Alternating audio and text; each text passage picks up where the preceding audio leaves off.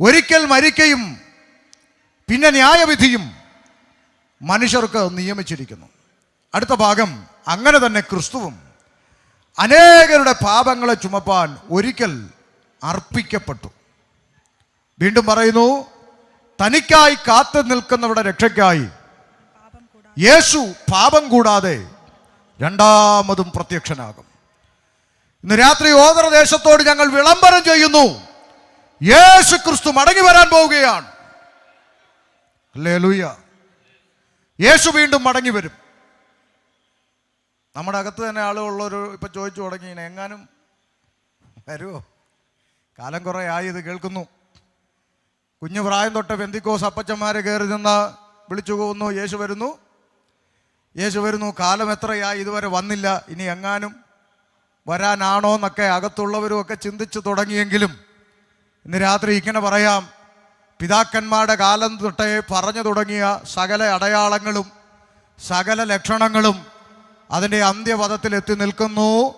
അതുകൊണ്ട് കാലമേറെയില്ല, അധികകാലം താമസമില്ല, വരുവാനുള്ളവൻ വരും. ഒരിക്കൽ കൂടി വിളംബരം ചെയ്യുന്നു, യേശുക്രിസ്തുവിന്റെ രണ്ടാമത്തെ വരവ് ഏറ്റവും അടുത്തിരിക്കുന്നു. അപ്പൊ രണ്ട് ചിന്തയാണ് ഈ വേദഭാഗത്തിൽ രേഖപ്പെടുത്തിയിരിക്കുന്നത്. ഒന്ന്, യേശുക്രിസ്തു ഒരിക്കലായി ലോകത്തിലേക്ക് വന്നു. രണ്ട്, ഇനി ആ യേശുക്രിസ്തു വീണ്ടും വരും. രണ്ട് ചിന്തകൾ വിശദീകരിക്കാനുള്ള സമയപരിമിതി ഉണ്ട്. എങ്കിലും യേശു എന്തിനാണ് ലോകത്തിലേക്ക് വന്നതെന്നും ഇനി എന്തിനാണ് വീണ്ടും വരാൻ പോകുന്നതെന്നും പ്രധാനപ്പെട്ട വാക്യങ്ങളിലൂടെ മാത്രം കടന്നുപോയി തക്ക സമയത്ത് വാക്കുകൾക്ക് വിരാമം കുറിക്കാൻ ആശിക്കുന്നു. ഇവിടെ ഈ പന്തലിൽ കടന്നു വന്നവർക്ക് പ്രത്യേകം പരിചയപ്പെടുത്തേണ്ട ആവശ്യമില്ല. എങ്കിലും പുറത്ത് ഒരുപാട് സഹോദരങ്ങൾ ഈ സന്ദേശം കേൾക്കുന്നത് കൊണ്ട് ഒരു വാക്കിൽ പരിചയപ്പെടുത്തട്ടെ. ഇവിടെ ഓർപ്പിച്ചതുപോലെ എൻ്റെ പേര് ഷമീർ എന്നാണ്. ബാപ്പാൻ്റെ പേര് അബ്ദുൽ സലാം എന്നും ഉമ്മാൻ്റെ പേര് ജമീല ബീവി എന്നുമാണ്. ഒരു പാരമ്പര്യ ഇസ്ലാമിക കുടുംബത്തിലാണ് ജനിച്ച് വളർത്തപ്പെട്ടത്. വളരെ ചെറിയ പ്രായത്തിൽ തലയിൽ തൊപ്പിയൊക്കെ ഇട്ട് വളരെ കുഞ്ഞു പ്രായത്തിൽ തന്നെ മദ്രസയിൽ കടന്നുപോയി. അതെന്തിനാ എന്ന് ചോദിച്ചാൽ ഒറ്റ ഉത്തരം, മതം പഠിക്കാൻ വേണ്ടി. വാക്കുകൾ ഓർമ്മയിലിരിക്കണം, മതം പഠിക്കാൻ വേണ്ടി. 7 വർഷക്കാലം സാധാരണ നിയമിക്കപ്പെട്ട പഠനം കഴിഞ്ഞു. ഇസ്ലാമിക ചിട്ടകളും നമസ്കാരങ്ങളും നോമ്പും അതിൻ്റെ ചിട്ടകളുമൊക്കെ അനുസരിച്ച് മുന്നോട്ട് പോയിക്കൊണ്ടിരുന്ന ജീവിത പശ്ചാത്തലത്തിൻ്റെ നടുവിൽ നിന്നും ഇന്നേക്ക് 23 വർഷങ്ങൾക്കപ്പുറത്ത്, ഒന്നുകൂടി പറഞ്ഞാൽ 2/8/2002 ജീവനുള്ള ഒരു ദൈവത്തെ അറിയുവാൻ ദൈവം ഭാഗ്യം തന്നു. ജീവിക്കുന്ന ഒരു ദൈവമുണ്ട് എന്നുള്ള യാഥാർത്ഥ്യം തിരിച്ചറിഞ്ഞ് ഈ വേദപുസ്തകവുമായി 2002 വിശ്വാസ ജീവിതത്തിലേക്ക് ഇറങ്ങിത്തിരിക്കുമ്പോൾ പ്രതികൂലങ്ങളും പ്രതിസന്ധികളും കടന്നു വന്നു. എൻ്റെ അമ്മ ബൈബിൾ എടുത്ത് വലിച്ചെറിഞ്ഞ അനുഭവങ്ങൾ ഉണ്ടായി. എന്നാൽ ഇന്ന് എവിടെ പ്രാർത്ഥനയുണ്ടെന്ന് തപ്പി നടക്കുകയാണ്. അങ്ങനെ കൃപയാൽ മാതാവും സഹോദരങ്ങളും അടക്കം എല്ലാവരും വിശ്വാസ ജീവിതത്തിലേക്ക് കടന്നു വരുവാനിടയായി. ഇന്ന് കൃപയാൽ കഴിഞ്ഞ 23 വർഷങ്ങളായി വിശ്വാസ ജീവിതത്തിലും തുടർന്ന് കർത്താവിൻ്റെ മഹത്വമുള്ള വയലിലും ആയിരിക്കുന്നു. ഭാര്യ ഇവിടെയുണ്ട്. 2 കുഞ്ഞുങ്ങൾ കൃപയാൽ പഠനത്തിലായിരിക്കുന്നു. എന്തിനാ ഞാൻ ഇത്രയും ഒന്ന് പരിചയപ്പെടുത്തിയതെന്ന് ചോദിച്ചാൽ, ഈ കാലഘട്ടത്തിൽ നമ്മുടെ നാട്ടിൻപുറങ്ങളിലും മലയാളികൾ ഉള്ളിടത്തൊക്കെ ഒരു സംസാര വിഷയമുണ്ട്. എന്താണെന്ന് ചോദിച്ചാൽ, എന്തിനാണ് ഈ ആളുകളെല്ലാം ഇങ്ങനെ പോകുന്നത്? ഇപ്പം പ്രത്യേകിച്ച് ഭയങ്കര സംസാര വിഷയമാണ്. എന്തിനാണ് ഇവരെല്ലാം ഇങ്ങനെ പോകുന്നത്? തിരുവനന്തപുരം ഭാഗത്തേക്ക് കൺവെൻഷന് കടന്നു ചെന്നാൽ അവിടുത്തെ നോട്ടീസിൽ കാണുന്ന പേരുകൾ പലപ്പോഴും അത്ഭുതപ്പെടുത്തിയിട്ടുണ്ട്. പാസ്റ്റർ സുരേഷ്, സുമേഷ്, രതീഷ്, രമേശ്, നാരായണൻ, ഗോപാലകൃഷ്ണൻ, കുട്ടപ്പൻ, രാജപ്പൻ പാസ്റ്റർമാരാ. അനേക ആളുകൾ. മറുഭാഗത്ത് ഇപ്പൊ എന്നെ പോലെ pastor Siyad Muhammad, pastor Shajahab Malappuram, pastor Muneer, Rafeeq, Abdul Samad, Abdul Wahab, ഇങ്ങനെ അനേക ആളുകൾ, റംല തോമസ്, സൗദ ബീവി, അനേക ആളുകൾ യേശു ക്രിസ്തുവിൻ്റെ പിന്നാലെയാണ്. ഇനി ഒരു ഭാഗം പഠിക്കുമ്പോൾ ഫാദർ ജോർജ് മാത്യു പുതുപ്പള്ളി അച്ഛൻ, ഫാദർ മാർഷലിൻ ജെ മൊറൈസ് അച്ഛൻ, ഫാദർ ക്രിസ്പിൻ അച്ഛൻ, അങ്ങനെ അനേക അച്ഛന്മാർ 70-80 വയസ്സിലൊക്കെ കലക്കവെള്ളത്തിൽ മുങ്ങി സ്നാനപ്പെട്ട് പെന്തക്കോസുകാരുടെ കൂടെ കൂടുക. പ്രൈസല്ലോ. അപ്പോൾ പിന്നെ സ്വാഭാവികമായിട്ടും ചർച്ച ഉണ്ടാകും. ഇവരൊക്കെ എന്തിനാ ഇങ്ങനെ പോകുന്നത്? നമ്മുടെ നാട്ടിലുള്ള ആളുകൾ തന്നെ അതിന് ഉത്തരം കണ്ടെത്തി. ഇവരിങ്ങനെ പോകുന്നത് നമുക്കറിയാം. അവർ ഇങ്ങനെ പോകാനുള്ള കാര്യം എന്താണ്? അപ്പോൾ അടുത്ത ആൾ ചോദിക്കും, എന്നാടി കാര്യം എന്നാ അങ്ങനെ പോയെ? അപ്പോൾ പറയും, ഇത് ഈ അമേരിക്കൻ പണം കിട്ടാൻ വേണ്ടി പോകുന്നതെന്ന് പറയും. ഒരു പന്തൽ നിറയെ അമേരിക്കക്കാരുടെ ഇരിപ്പ് കണ്ടോ? സ്വത്രം പറഞ്ഞാട്ട് സന്തോഷത്തോടൊന്നും ദൈവത്തെ സ്തുതിച്ചാട്ട്. കിടക്കാനൊരു പായില്ലെങ്കിലും കേൾക്കാനൊരു സുഖമൊക്കെ അല്ലേ അങ്ങനെ? ഇരിക്കട്ടെ. ഇപ്പോഴും സ്വന്തമായിട്ടൊരു കിടക്കാടോ ഇല്ലാത്തത് ഇതിൻ്റെ അകത്തുണ്ട്. കഴിഞ്ഞ ദിവസം ഒരു സഹോദരി വിളിച്ച് പറഞ്ഞത്, പാസ്റ്ററേ, ന്യായമായി കിട്ടേണ്ടുന്ന ആനുകൂല്യത്തിന് വേണ്ടി വില്ലേജ് ഓഫീസിൽ ചെന്നപ്പോൾ ആഫീസർ ചേട്ടൻ പറഞ്ഞു, കമ്മലും മാല ഇട്ടുകൊണ്ട് വന്നാൽ ആനുകൂല്യം തരാമെന്ന്. ആ സഹോദരി പറഞ്ഞു, അങ്ങനെ കിട്ടുന്ന ആനുകൂല്യം വേണ്ട സാറേ എന്ന് പറഞ്ഞേച്ച് ദൈവത്തെ ആരാധിക്കുന്നവർ ഇതിൻ്റെ അകത്തുണ്ട്. അപ്പോൾ അമേരിക്കൻ പണം കിട്ടാൻ വേണ്ടി കൊട്ടാനിറങ്ങിയതല്ല പ്രിയപ്പെട്ടവരെ. ഇനി ഒന്നുകൂടെ പറയാം. 2002 ബാപ്പാടെ ഉമ്മയുടെയും കുടുംബത്തോട് ടാറ്റ പറഞ്ഞ് ഷമീർ അബ്ദുൽ സലാം ഈ പുസ്തകമെടുത്ത് എന്ന് കർത്താവിൻ്റെ പിന്നാലെ ഇറങ്ങിയോ അന്ന് ഉള്ള കിടക്കാടവും കൂടെ പോയി എന്നുള്ളതാണ് സത്യം. ഈ അടുത്തൊക്കെയാണ് വല്ലതും കിട്ടിയത്. സ്തോത്രം. അപ്പോൾ അമേരിക്കൻ പണം കിട്ടാൻ വേണ്ടിയല്ല. പിന്നെ എന്തിനാ ആളുകൾ യേശുവിൻ്റെ പിന്നാലെ പോകുന്നേ? അപ്പോൾ അതുകൊണ്ട് അടുത്ത ആളുകൾ ഉത്തരം കണ്ടെത്തി. അവർ പറഞ്ഞു, ഇത് വേറൊന്നുമല്ല, ഇത് വിഷയം പിന്നെന്താ, ഇത് മതം മാറ്റമാണ്. ഇപ്പം അതാണ് വിഷയം. ഇപ്പം എല്ലായിടത്തും ചർച്ച ചെയ്താണ് മതം മാറ്റം. നാളൊരു ചേച്ചി TV വന്നിട്ട് പറയുകയാണ്, ഈ പെന്തക്കോസുകാർ ഉപദേശിമാരെ വീട്ടിൽ കയറ്റരുത്. എന്താണെന്ന് ചോദിച്ചു. അപ്പം ചേച്ചി പറയുകയാണ്, അവർ 500 രൂപയും കഞ്ഞിയും പയറും കൊടുത്ത് ഞങ്ങളുടെ ആളുകളെയൊക്കെ മതം മാറ്റുന്നു എന്ന് പറഞ്ഞു. അപ്പം എനിക്ക് വന്ന 1-2 ചിന്ത ഞാനങ്ങ് പറയുക, പൊതുവേദി ആയതുകൊണ്ട്, പിന്നെ ലൈവും ഉണ്ടല്ലോ, കേൾക്കട്ടെ. അപ്പം എൻ്റെ ഒരു ചിന്ത എങ്ങനെയാ, അങ്ങനെ നമ്മൾ ആരെങ്കിലും 500 രൂപയും കഞ്ഞിയും പയറും കൊടുത്ത് മതം മാറ്റുന്നെങ്കിൽ വളരെ സിമ്പിളാണ്. ചേച്ചിക്ക് ഒരു 1000 രൂപയും ചിക്കൻ ഫ്രൈയും കൊടുത്ത് തിരിച്ചും കൊണ്ടുപോയാൽ പോരെ. വളരെ സിമ്പിൾ ഐഡിയ, അത്രേ ഉള്ളൂ. കഞ്ഞിക്കും പയറിനും ആരെങ്കിലും ഇങ്ങോട്ട് വന്നെങ്കിൽ ഒരു 1000 രൂപയും മുഴുത്തൊരു കോഴിക്കാലും കൊടുത്ത് നൈസാട്ടങ്ങ് കൊണ്ടുപോയാൽ പോരെ. വഴക്കില്ലല്ലോ, സിമ്പിളായിട്ട് കൊണ്ടുപോകാം. കഞ്ഞിയും പയറിനും കൊടുത്ത് ആരെങ്കിലും അങ്ങനെയൊക്കെ കൊണ്ട്. അല്ലെങ്കിൽ തന്നെ ഞാനത് ചിന്തിക്കട്ടെ, അപ്പം ഇത്രയും കാലം സേവിച്ചിരുന്ന ദൈവത്തിനൊക്കെ ഈ കഞ്ഞിയും പയറിൻ്റെ വില ഉള്ളോ? എന്നാൽ ഞാനൊരു ഓഫർ തരാം ഓതറയ്ക്ക്. ഈ പന്തലിൻ്റെ അകത്ത് ഒരു കൂട്ടം ജനവിരിപ്പുണ്ട്.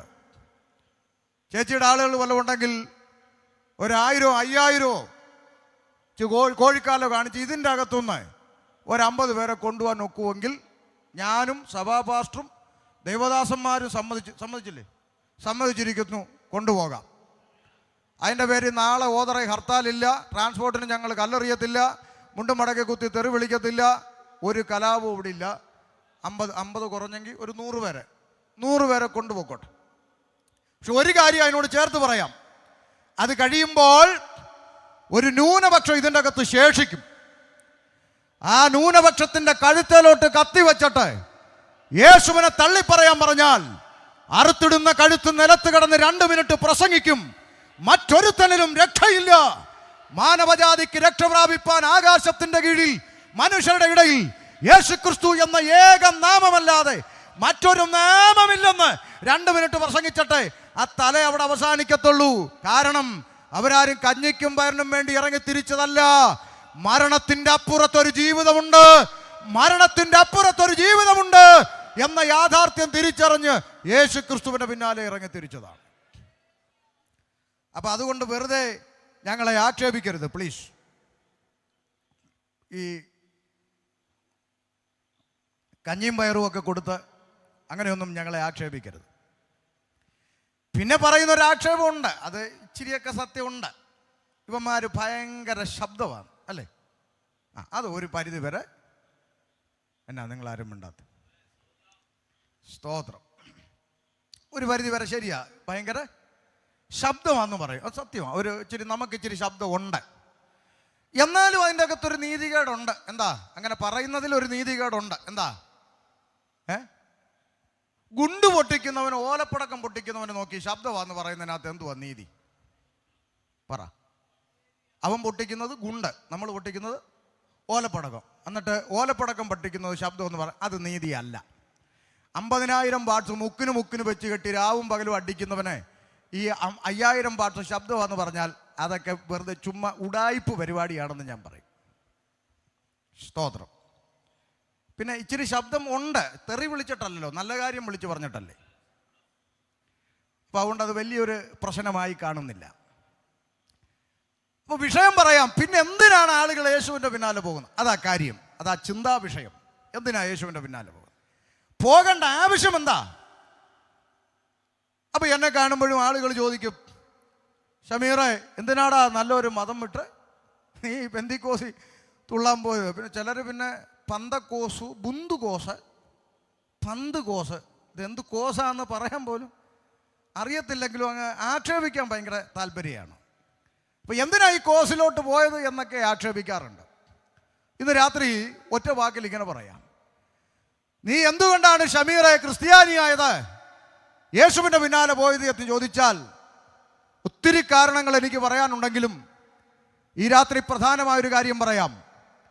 ഈ പുസ്തകം തുടക്കം മുതൽ ഒടുക്കം വരെ പലതവണ വായിച്ചിട്ടും ഈ പുസ്തകത്തിനകത്തൊരൊറ്റ പേപ്പറിൽ പോലും മതം പഠിപ്പിക്കുന്നതായി കണ്ടില്ല. ആർക്കെങ്കിലും പറയാമോ ഉണ്ടെന്ന്? ഈ പുസ്തകം തുടക്കം മുതൽ ഒടുക്കം വരെ പലതവണ വായിച്ചിട്ടും ഒരൊറ്റ പേപ്പറിൻ്റെ അകത്ത് പോലും മതം പഠിപ്പിക്കാത്തൊരു പുസ്തകമുണ്ടെങ്കിൽ ഇന്ന് രാത്രി ഞാൻ പ്രസംഗിക്കുന്ന വിശുദ്ധ ബൈബിൾ മാത്രമേ ഉള്ളൂ. എന്നിട്ട് നാട്ടുകാർ പറയുന്ന മതമാണ്. എനിക്ക് മനസ്സിലാകാത്ത അതാണ്. എടോ മനുഷ്യന്മാരെ, ഇതിൻ്റെ അകത്ത് മതമില്ലടോ, ഇതിനകത്ത് മതമില്ല.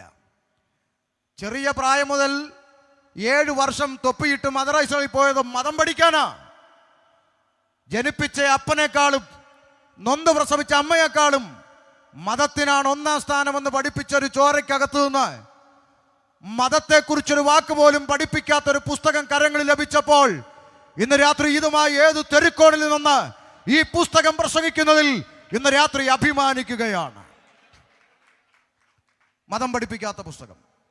പിന്നെ എന്താ ഈ പുസ്തകം പഠിപ്പിക്കുന്നത്? പറയാം. മനുഷ്യനും സൃഷ്ടാവും അഥവാ ദൈവവും മനുഷ്യനും തമ്മിലുള്ള ബന്ധത്തെയാണ് ഈ പുസ്തകം എല്ലാ കാലത്തും ലോകത്തോട് സംസാരിച്ചു കൊണ്ടിരിക്കുന്നത്. അർത്ഥാൽ സൃഷ്ടിയായ മനുഷ്യൻ തന്നെ സൃഷ്ടിച്ച സൃഷ്ടാവിനെ തിരിച്ചറിയണം. അതാണ് ദൈവത്തിൻ്റെ ആഗ്രഹം. അതുകൊണ്ടൊരിക്കൽ പൗലോസ്ലീഹ ഇങ്ങനെ വിളിച്ചു പറഞ്ഞു. അപ്പസ്തോല പ്രവൃത്തി പഠിക്കുമ്പോൾ അവിടെ ഇങ്ങനെ രേഖപ്പെടുത്തി, അതുകൊണ്ട് മനുഷ്യന്മാരെ, പുരുഷന്മാരെ, നിങ്ങൾ ഈ വ്യർത്ഥ കാര്യങ്ങളൊക്കെ വിട്ടിട്ട് ആകാശവും ഭൂമിയും സമുദ്രവും അവയിലുള്ള സകലത്തെയും ഉണ്ടാക്കിയ ജീവനുള്ള ദൈവത്തിങ്കലേക്ക് തിരിയണം. ഇന്ന് രാത്രി ഈ കൺവെൻഷന്റെ പ്രാരംഭ രാത്രി ഞങ്ങൾ മോദറക്കാരോട് പറയാൻ ഒന്നേ ഉള്ളൂ. മനുഷ്യന്മാരെ, നിങ്ങൾ ഈ വ്യർത്ഥമായ മണ്ടത്തരങ്ങളൊക്കെ വിട്ടേച്ച് ആകാശവും ഭൂമിയും സമുദ്രവും അവയിലുള്ള സകലത്തെയും ഉണ്ടാക്കിയ ജീവനുള്ള ഒരു ദൈവമുണ്ട്. ഇന്ന് രാത്രി ജീവനുള്ള ദൈവത്തിങ്കലേക്ക് തിരിയണം. അതിനാണ് ഈ യോഗം. ആരാണ് ആ ദൈവം? എവിടെയാണ് ആ ദൈവത്തെ കാണാൻ പോകേണ്ടത്? എന്താണ് ചെയ്യേണ്ടത്? അതിനാ വായിച്ചത്. ഒരിക്കൽ ആ ദൈവം വേഷത്തിൽ മനുഷ്യനായി മനുഷ്യരുടെ ഇടയിലേക്ക് ഇറങ്ങി വന്നു. എന്തിന്?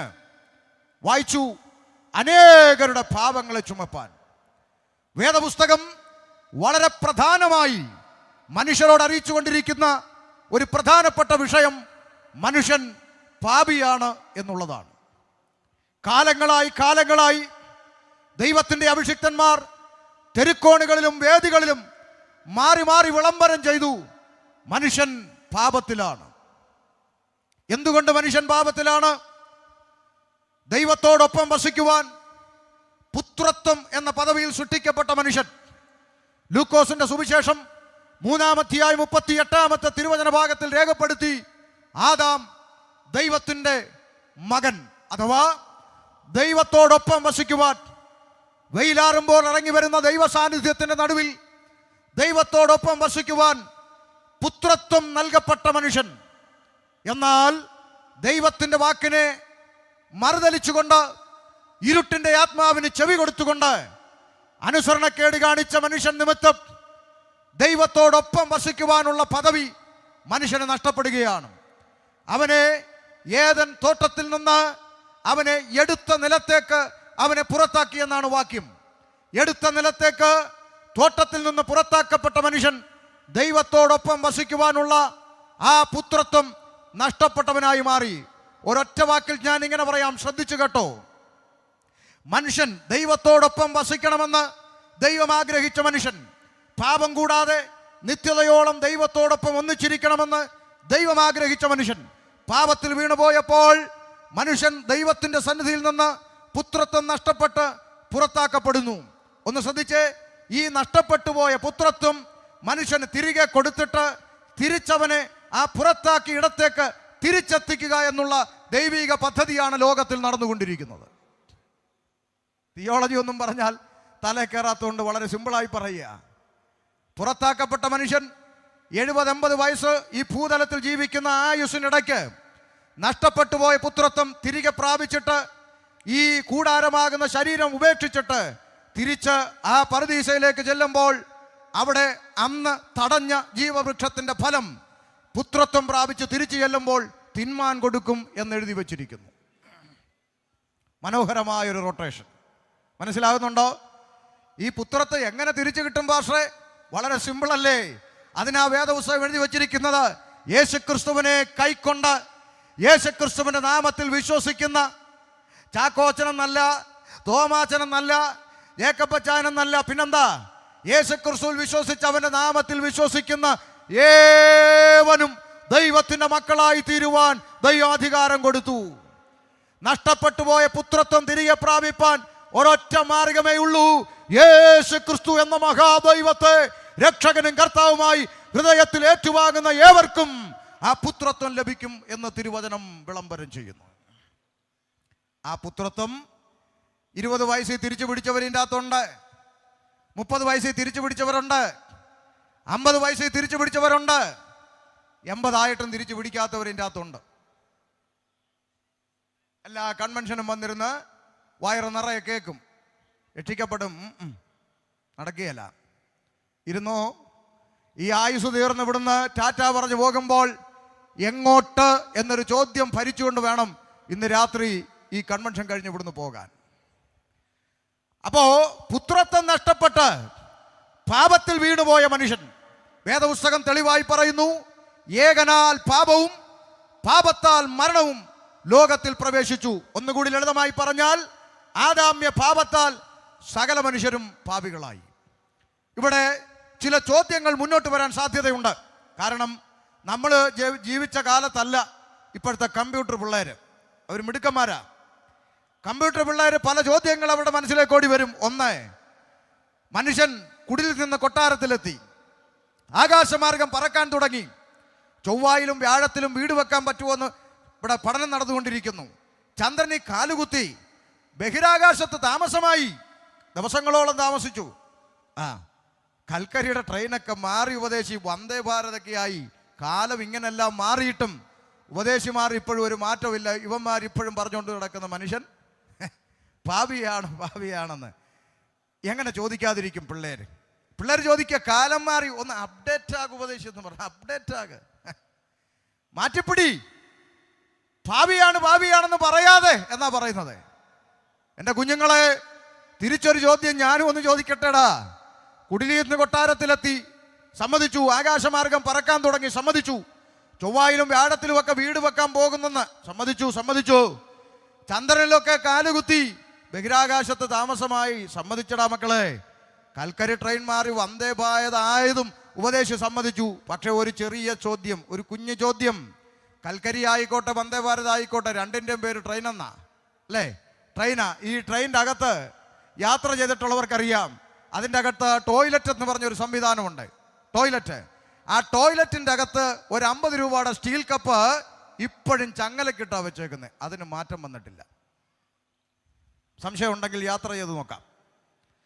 കാലം മാറി, ടെക്നോളജി, ഇന്റർനെറ്റും സയൻസും ശാസ്ത്രവും എല്ലാം മാറിയിട്ടും ഈ ട്രെയിനിൻ്റെ ടോയ്ലറ്റിലിരിക്കുന്ന 50 രൂപയുടെ സ്റ്റീൽ കപ്പ് എന്തിനാണ് ചങ്ങലക്കിട്ട് വെച്ചേക്കുന്നതെന്ന് മനസ്സിലായില്ലെങ്കിൽ പറഞ്ഞു തരാം. തരം കിട്ടിയാൽ കക്കൂസേന്ന് കപ്പടിച്ചുകൊണ്ട് പോകുന്നവൻ ഇവിടെ ഉണ്ടെന്ന്.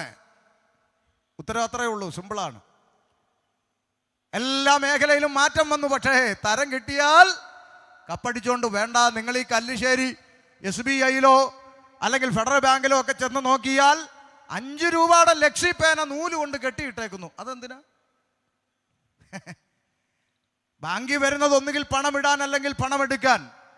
മാന്യന്മാർ വരുന്നിടത്ത് 5 രൂപ വിലയുള്ള പേന ഇപ്പോഴും നൂല് കൊണ്ട് കെട്ടിയിട്ടേക്കുന്നെങ്കിൽ അതിന് ഒറ്റ അർത്ഥമേ ഉള്ളൂ, തരം കിട്ടിയാൽ 5 രൂപയുടെ പേന അടിച്ചുകൊണ്ട് പോകുന്നവനും ഇവിടെ ഉണ്ട്. അപ്പൊ ചുരുക്കി പറഞ്ഞാൽ പല മേഖലകളിലും മാറ്റം വന്നെങ്കിലും മാറ്റം വരാത്തൊരു മേഖലയുണ്ട് സ്നേഹിതരെ. അതാണ് മനുഷ്യൻ എന്ന് പറയുന്ന ഇരുകാലിയുടെ സ്വഭാവത്തിന് ഒരു മാറ്റവും വന്നിട്ടില്ല. മനുഷ്യന്റെ ധാർമ്മികത മേപ്പോട്ടല്ല പോകുന്നത്, കീപ്പോട്ട് പോയിക്കൊണ്ടിരിക്കുന്നു. കണ്ടുപിടുത്തങ്ങളും ടെക്നോളജിയും ശാസ്ത്രവും സയൻസും എല്ലാം ഉയർച്ച പ്രാപിച്ച് മുന്നോട്ട് പോകുമ്പോൾ ഈ ഇരുകാലി മനുഷ്യന്റെ ധാർമ്മികത മാത്രം കീപ്പോട്ട് പോയിക്കൊണ്ടിരിക്കുക. അത് തെളിവായി അങ്ങ് പറഞ്ഞാൽ പണ്ട് സ്വന്തം പെൺകുഞ്ഞുങ്ങളെ എങ്കിലും വെറുതെ വിടുമായിരുന്നെങ്കിൽ ഇന്ന് സ്വന്തം പെൺമക്കളെ പോലും വെറുതെ വിടാത്ത ചെകുത്താന്മാരായി ഇരുകാലി മനുഷ്യൻ മാറിക്കഴിഞ്ഞിരിക്കുന്നു. എന്നെ കേൾക്കുന്ന ആർക്കെങ്കിലും ഇത് നിഷേധിക്കാൻ പറ്റുമോ? പറ. ദൈവങ്ങളോ വിശ്വാസങ്ങളോ ഗ്രന്ഥങ്ങളോ ഒന്നും ഇല്ലാത്ത മനുഷ്യന്മാരല്ല ഇത് ചെയ്യുന്നത്. മനുഷ്യന്മാരാന്നേ ഉള്ളൂ. മൃഗങ്ങൾ ചിലപ്പോൾ ചെയ്യൂല. ആകാശത്തൊരു പരുന്ത് വട്ടമിട്ട് പറക്കുമ്പോൾ ഭൂതലത്തിൽ നിൽക്കുന്ന കോഴിയമ്മ ചിറക് വിരിച്ച് കുഞ്ഞുങ്ങളെ ചിറകിനകത്താക്കി സംരക്ഷിക്കുന്ന ഒരു അമ്മ മനസ്സ് ഒരു കോഴിയമ്മയിൽ നമ്മൾ കാണുമ്പോൾ കാമുകനോടൊപ്പം ജീവിക്കാൻ നൊന്ത് പ്രസവിച്ച ചോരക്കുഞ്ഞിനെ തീരദേശത്തിന്റെ കടൽ ഭിത്തിയിൽ എറിഞ്ഞു കൊന്ന അമ്മ ആലപ്പുഴയിൽ നിൽക്കുന്നു. കോഴിയമ്മയാ നല്ലതല്ലേ? സ്തോത്രം. മനസ്സിലാവുന്നുണ്ടോ? മിണ്ടാപ്രാണിയായ ഒരു കോഴി മുട്ടയിട്ടാൽ കൂകി വിളിച്ച് 10 പേരെ അറിയിക്കും. അത് കേൾക്കുമ്പോൾ അമ്മ പറയടി കോഴി കൂവുന്നടി, മുട്ടയിട്ടോ എന്ന് നോക്ക്, അതൊരു സിഗ്നലാണ്. അങ്ങനെ കോഴിയമ്മ ഒരു മുട്ടയിട്ടാൽ കൂകി വിളിക്കുന്ന നാട്ടിൽ നിങ്ങൾ അറിഞ്ഞോ നാട്ടാരെ? ഈ അടുത്ത കാലത്തൊരമ്മ KSRTC ബസിന്റെ പുറകരത്തെ സീറ്റി മുട്ടയിട്ടേച്ച് ഞാനൊന്നും അറിഞ്ഞില്ലേ എന്ന് പറഞ്ഞ് ഇറങ്ങി അങ്ങ് പോയി. കൂകിയതുമില്ല, വിളിച്ചതുമില്ല, ആരും ഒട്ട് അറിഞ്ഞതുമില്ല. മുട്ട ഇപ്പൊ അമ്മത്തൊട്ടിലിൽ അനാഥയായി വളരുന്നു. കോഴിയമ്മ നല്ലത്. മനസ്സിലാകുന്നുണ്ടോ? മാറ്റം വരാത്തതൊന്നും ഇപ്പോഴും ഉണ്ട്. മനുഷ്യന്റെ സ്വഭാവം, അവന്റെ ധാർമ്മികത. കഴിഞ്ഞ 3 ആഴ്ച മുമ്പ് കാസർഗോഡ് എന്നൊരു വിവരം, 10 മാസം നൊന്ത് പ്രസവിച്ച പെറ്റ അമ്മയെ ഉപദ്രവിച്ച് ഗർഭാവസ്ഥയിൽ എത്തിച്ചത് സ്വന്തം മകനെന്ന്. ഇതൊക്കെ സാക്ഷര കേരളം എന്ന് പറയുന്ന ഈ നാട്ടിൽ തന്നെയാണ് ഇതൊക്കെ നടക്കുന്നതെന്ന് പറയുമ്പോൾ തലയ്ക്കകത്ത് അല്പമെങ്കിലും ആള് താമസമുള്ള മനുഷ്യ കുത്തിയിരുന്ന് ചിന്തിക്ക്. ഇരട്ട ചങ്കുള്ള നേതാവ് ഭരിച്ചിട്ടും മികച്ച പോലീസ് സംവിധാനങ്ങൾ ഉണ്ടായിട്ടും ഏതെല്ലാം ടെക്നോളജികളും കണ്ടുപിടുത്തങ്ങളും നിലവിൽ വന്നിട്ടും എന്ത് മനുഷ്യനിൽ നിന്ന് പുറത്തു വരുന്ന ഈ കുറ്റകൃത്യങ്ങൾക്ക് തടയിടാൻ ഇവിടെ ഒരു സംവിധാനത്തിന് കഴിയാത്തതെന്ന് ചോദിച്ചാൽ ഉത്തരം ഒന്നേ ഉള്ളൂ, പാപത്തെ അറസ്റ്റ് ചെയ്യാനുള്ള ഒരു സംവിധാനം നിലവിൽ വന്നിട്ടില്ല. അതുകൊണ്ട് ഇത് തുടരും. പാപത്തെ അറസ്റ്റ് ചെയ്യാനുള്ള സംവിധാനം ഈ പുസ്തകത്തിൻ്റെ അകത്ത് മാത്രമേ ഉള്ളൂ. മനസ്സിലാകുന്നുണ്ടോ? ഇത് ചുമ്മാ കുഞ്ഞുകളിയൊന്നും അല്ല സ്നേഹിതരെ. പെന്തിക്കോസ്, പുന്തുക്കോസ്, പന്തുക്കോസ് എന്നൊക്കെ കേൾക്കുമ്പോൾ ഇച്ചിരി പരിഹാസമൊക്കെ ഉണ്ട്, ശരിയാ. ദൈവകുഞ്ഞുങ്ങൾ ഉപവസിച്ച് പ്രാർത്ഥിക്കുന്ന ആരാധന പണ്ട് കൂട്ടുകാരുമായി പുറത്തു നിന്ന് ജനലിലൂടെ കണ്ട് ചിരിക്കാൻ വേണ്ടി പോയിട്ടുണ്ട്.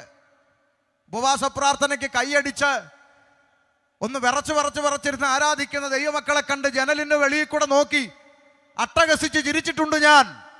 എന്നാൽ ഇന്ന് അഭിമാനത്തോടെ ഞാനൊരു പെന്തക്കോസ്തുകാരനാണെന്ന് പറയുന്നതിൽ ഇന്ന് രാത്രി അഭിമാനിക്കുകയാണ്. കാരണം ഇതൊരു കളിയല്ല, ഇതിൻ്റെ അകത്ത് ചില സത്യങ്ങളുണ്ട്. അപ്പോൾ മനുഷ്യൻ പാപിയാണ് എന്നുള്ളത് വാക്കും ഭാഷണവും കൂടാതെ മനുഷ്യൻ നമ്മുടെ മുമ്പിൽ ഓരോ ദിവസവും സിറ്റൗട്ടിൽ പറന്നു വീഴുന്ന പത്രങ്ങളിലൂടെ തെളിവാക്കിക്കൊണ്ടിരിക്കുന്നു. അപ്പൊ പാപിയാണ്. അപ്പോഴടുത്തൊരു ചോദ്യം, എന്താ അത് ശരി, അപ്പൊ പണ്ടെങ്ങാണ്ട് ഒരു ആൻറ്റി ഒരു ആപ്പിൾ തിന്നേനാണോ ഇത്രയും വലിയ പാവം? ആ സ്ത്രീ ഒരു ആപ്പിൾ തിന്നു, കെട്ടിയവനോട് സ്നേഹമുള്ളവളായതുകൊണ്ട് ഇച്ചിരി കെട്ടിയവനും കൊടുത്തു. അതിനിപ്പോൾ ഇത്രയും വലിയ വിഷയമാക്കേണ്ടതുണ്ടോ? പറയുന്ന കേട്ടാത്തൊന്നും ആ പെണ്ണുമ്പിള്ള മരത്തിലെ പഴമെല്ലാം കൂടെ പറിച്ച് ചന്തയിൽ കൊണ്ടുപോയി വിറ്റെന്ന്. അങ്ങനൊന്നും ഇല്ലല്ലോ. ഒരു പഴം, ശ്രദ്ധിച്ചേ, നിസാരം ഒരു പഴം തിന്നതാണോ പാപം? അല്ല. പിന്നെ എന്താന്ന് ചോദിച്ചാൽ ഒറ്റ വാക്കി പറഞ്ഞാൽ നിയമലംഘനം. നമ്മുടെ നാട്ടിലൊരു ചെറുപ്പക്കാരൻ, ഒരു പയ്യൻ, ഈ നാട്ടിൽ പോലീസ് സംവിധാനം വെച്ചിരിക്കുന്ന ട്രാഫിക് സിഗ്നൽ ലൈറ്റ് ഒരു കല്ലെടുത്ത് എറിഞ്ഞു പൊട്ടിച്ചു എന്നിരിക്കട്ടെ. ഒരു ലൈറ്റേ പൊട്ടിയുള്ളൂ, ഒറ്റ ബൾബേ പൊട്ടിയുള്ളൂ. പോലീസുകാരെല്ലാം കൂടെ വന്ന് ഇവനെ പിടിച്ച് കൊണ്ടുപോകുമ്പോൾ കണ്ടോണ്ട് നിൽക്കുന്ന ചേട്ടൻ പറയാ, ഓ പോട്ടെ സാറേ, ഒരു ബൾബല്ലേ, ഞാനൊരു 5 എണ്ണം അങ്ങ് മേടിച്ചു തരാം, കൊച്ചിനെ വിടാൻ പറഞ്ഞാൽ വിടുവോ? ഒന്നല്ല 9 എണ്ണം മേടിച്ചു കൊടുത്താലും കൊണ്ടുപോയി ഭരണഘടന എഴുതിയിരിക്കുന്ന നടപടിക്രമം അനുസരിച്ച് ജാമ്യം എടുത്ത് പുറത്തു വരുന്നതാണ് ഈ ലോകത്തിലെ നിയമമെങ്കിൽ ഒരു പഴം തിന്നതല്ല പാപം. ദൈവം മനുഷ്യരോട് ചെയ്യരുത് എന്ന് പറഞ്ഞ നിയമം ലംഘിച്ചു.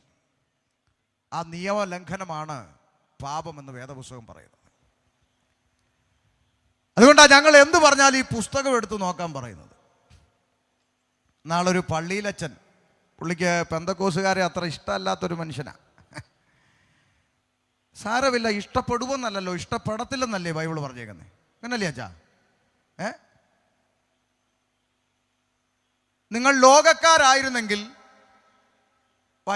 യോഹന്നാൻ 15:19, നിങ്ങൾ ലോകക്കാരായിരുന്നെങ്കിൽ ലോകം തനിക്ക് സ്വന്തമായതിന് സ്നേഹിക്കുമായിരുന്നു. അടുത്ത വാക്ക് വായിച്ച മോനെ. എന്നാൽ നിങ്ങൾ ലോകക്കാരായിരിക്കാതെ ഞാൻ നിങ്ങളെ ലോകത്തിൽ നിന്ന് തിരഞ്ഞെടുത്തത് കൊണ്ട് ലോകം നിങ്ങളെ പകയ്ക്കുന്നു.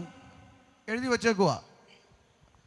കർത്താവായ യേശു ക്രിസ്തുവിന്റെ തിരഞ്ഞെടുപ്പ് ലിസ്റ്റിൽ, ഇവിടെ ഇപ്പൊ ഇലക്ഷൻ വരുമ്പം രാഷ്ട്രീയക്കാർ കയറി വരുമല്ലോ, എന്തിനാ തിരഞ്ഞെടുപ്പ് ലിസ്റ്റ് പേരുണ്ടോ എന്നൊക്കെ ഉറപ്പുവരുത്താൻ വരുമല്ലോ. ഇതുപോലെ യേശു കർത്താവിന്റെ തെരഞ്ഞെടുപ്പ് ലിസ്റ്റിൽ ഷമീറിന്റെ പേരുണ്ട്, ജോസിന്റെ പേരുണ്ട്, തോമസിന്റെ പേരുണ്ട്, സുരേഷിന്റെ പേരുണ്ട് എന്നതിന് എന്താണോ തെളിവെന്ന് ചോദിച്ചാൽ ഒരു തെളിവ് ഇവിടെ എഴുതി വച്ചിരിക്കുന്നു.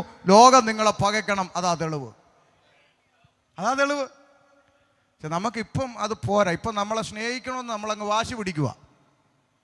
പകച്ചാൽ നമ്മൾ കൊടി പിടിക്കും, സെക്രട്ടേറിയറ്റിൽ പോയി മുദ്രാവാക്യം വിളിക്കും. പകയ്ക്കരുത്.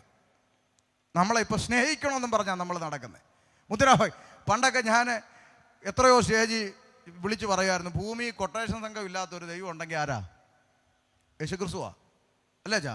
ആർക്കും എന്തും പറയാം. കർത്താവിൻ്റെ മുഖത്ത് നോക്കി, തച്ചൻ്റെ മോനല്ലേ തനിക്കാരോടോ ഞങ്ങൾ ഉപദേശിക്കാൻ അധികാരം തന്നെന്ന് കർത്താവിൻ്റെ മുഖത്ത് നോക്കി ചോദിച്ചിട്ട് കർത്താവ് 12 ശിഷ്യന്മാരെ കൊണ്ട് കൊടി പിടിക്കാനൊന്നും എന്നെ അനക്കമൊന്നുമില്ലല്ലോ. ഉള്ളത് പറയുമ്പോൾ അനക്കം വരികയില്ല. സ്തോത്രം. പത്രോസ് തടവിലായി. സഭ ശ്രദ്ധയോടെ പ്രാർത്ഥിച്ചുകൊണ്ടിരുന്നതാണ് ഞാൻ വായിച്ചത്. സഭയെല്ലാം കൂടെ മുദ്രാവാക്യം വിളിച്ച് ധർണ നടത്തിയെന്നൊന്നും ഞാൻ, സുവിശേഷം നിമിത്തം ജയിലിലാവും, ചിലപ്പോൾ ചാകും. അതിന് മനസ്സുള്ളവൻ പുസ്തകം എടുത്താൽ മതി. ഇതിൻ്റെ പിറകിൽ കിടക്കുന്ന ചരിത്രം രക്തസാക്ഷികളുടെ ചരിത്രമാണ്. അതിനിച്ചിരി പേടിയുള്ളവനൊന്നും ഇതെടുത്തുകൊണ്ട് ഇറങ്ങരുത്. ചാകട്ടെന്ന് പൗലോസ് പറഞ്ഞ എന്താ? കൂടാരമാകുന്നത് ഇതെങ്ങനെയെങ്കിലും ഇവിടെ പൊളിയണം. കൈപ്പണിയല്ലാത്തൊരു ഭവനം ഒരുക്കപ്പെടുന്നുണ്ട്. വിട്ടുപിരിഞ്ഞ് ക്രിസ്തുവിനോട് കൂടെ ഇരിപ്പാൻ അത്യന്തം കാക്ഷിക്കുന്നു. അഗബോസ് എന്ന് പറയുന്ന ഒരു പ്രവാചകൻ ആത്മാവിൽ എഴുന്നേറ്റ് പൗലോസ് ലീഗാട് പറഞ്ഞു, യെരുശലേമിൽ നിന്നെ കൈകാലുകൾ ബന്ധിച്ച് കൊണ്ടുപോകുന്ന ഒരു രംഗം പരിശുദ്ധാത്മാവ് എന്നെ കാണിക്കുന്നു എന്ന് പറഞ്ഞു. നമ്മളെങ്ങാണമാണെങ്കിൽ പറഞ്ഞേനെ, അങ്ങനെ ആണെങ്കിൽ എന്നെ അങ്ങനെ വല്ലതും ചെയ്തെന്ന് വല്ലതും അറിയിപ്പ് കിട്ടിയാൽ നിങ്ങൾ ഉടനെ എന്ത് ചെയ്തേക്കണം? ഉടനെ ചാനലുകളെയൊക്കെ അറിയിച്ചു നിങ്ങൾ അവിടെ എത്തി വേണ്ടുന്ന കാര്യങ്ങളൊക്കെ ചെയ്തേക്കണമെന്നൊക്കെ നമ്മൾ പറഞ്ഞേനെ. പക്ഷേ പൗലോസ് പറയുകയാണേ, അയ്യോ അതൊന്നും പറഞ്ഞ് എന്നെ വിഷമിപ്പിക്കാതെന്നല്ല പറഞ്ഞേ. വചനം വായിച്ചിട്ടുള്ളവർക്കറിയാം. അയ്യോ അങ്ങനൊന്നും പറഞ്ഞ് എന്നെ പേടിപ്പിക്കാതെ നല്ല പൗലോസ് പറഞ്ഞേ, നിങ്ങൾ കരഞ്ഞ് എൻ്റെ ഹൃദയം വേദനിപ്പിക്കാതെന്ന്.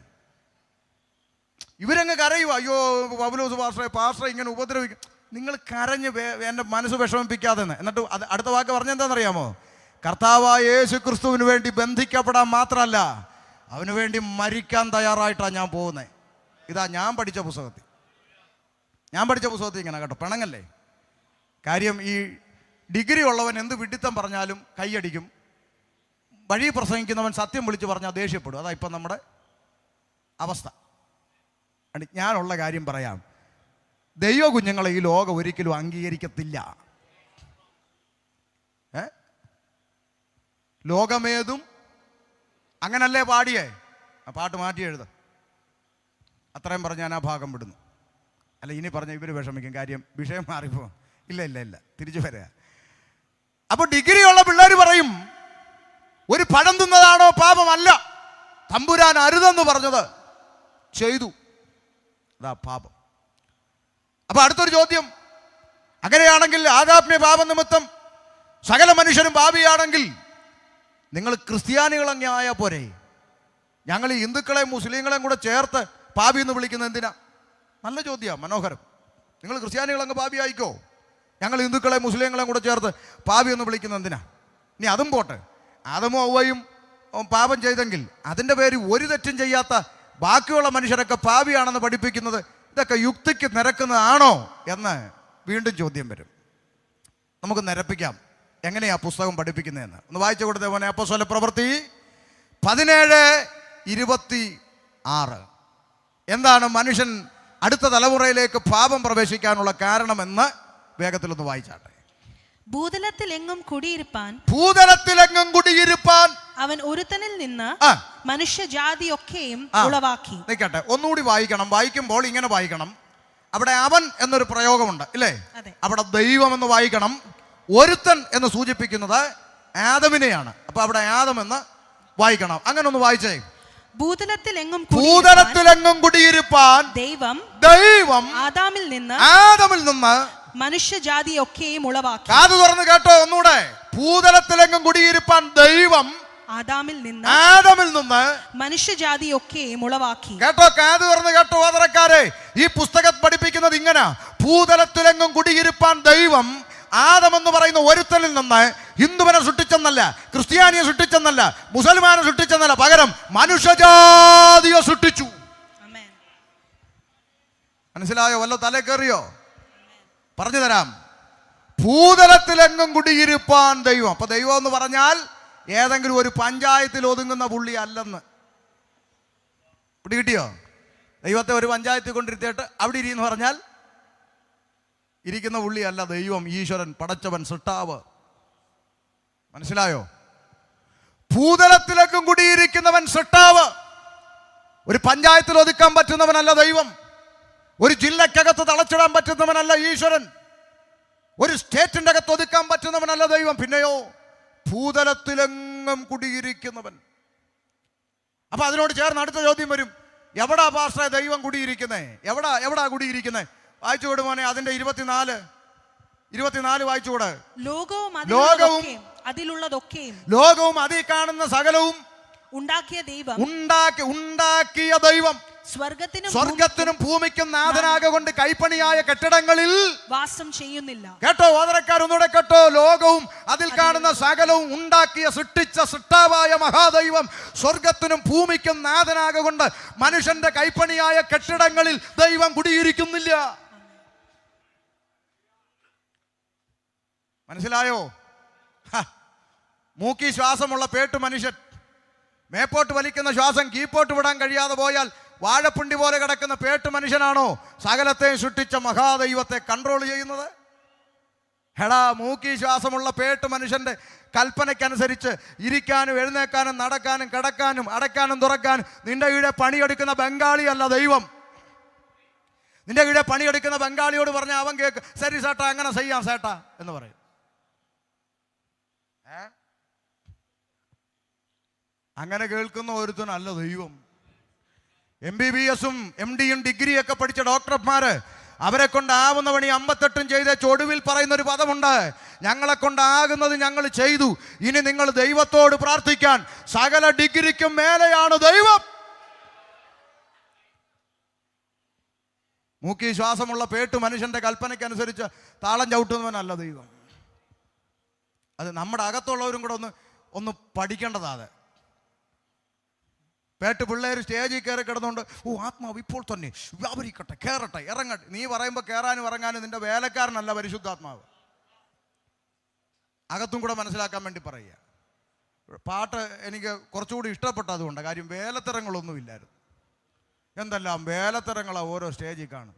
മനോഹരമായി പാടി ഇങ്ങനെ തന്നെ നിൽക്കണം, ട്രെൻഡിനനുസരിച്ച് മാറരുത്, ഇങ്ങനെ തന്നെ നിൽക്കട്ടെ. എന്തെല്ലാം ട്രെൻഡാ. വെളിച്ചം ദുഃഖമാണ് ഉണ്ണി, ഇരുട്ടല്ലോ സുഖപ്രദം. വെളിച്ചമൊക്കെ അണച്ച് മിന്നിത്തിളങ്ങുന്ന ലൈറ്റൊക്കെ ഇട്ട് DJ പരുവത്തിലായിപ്പം. അത് ഞാൻ ഉപവാസ പ്രാർത്ഥനയ്ക്ക് പറയാം, പോട്ടെ.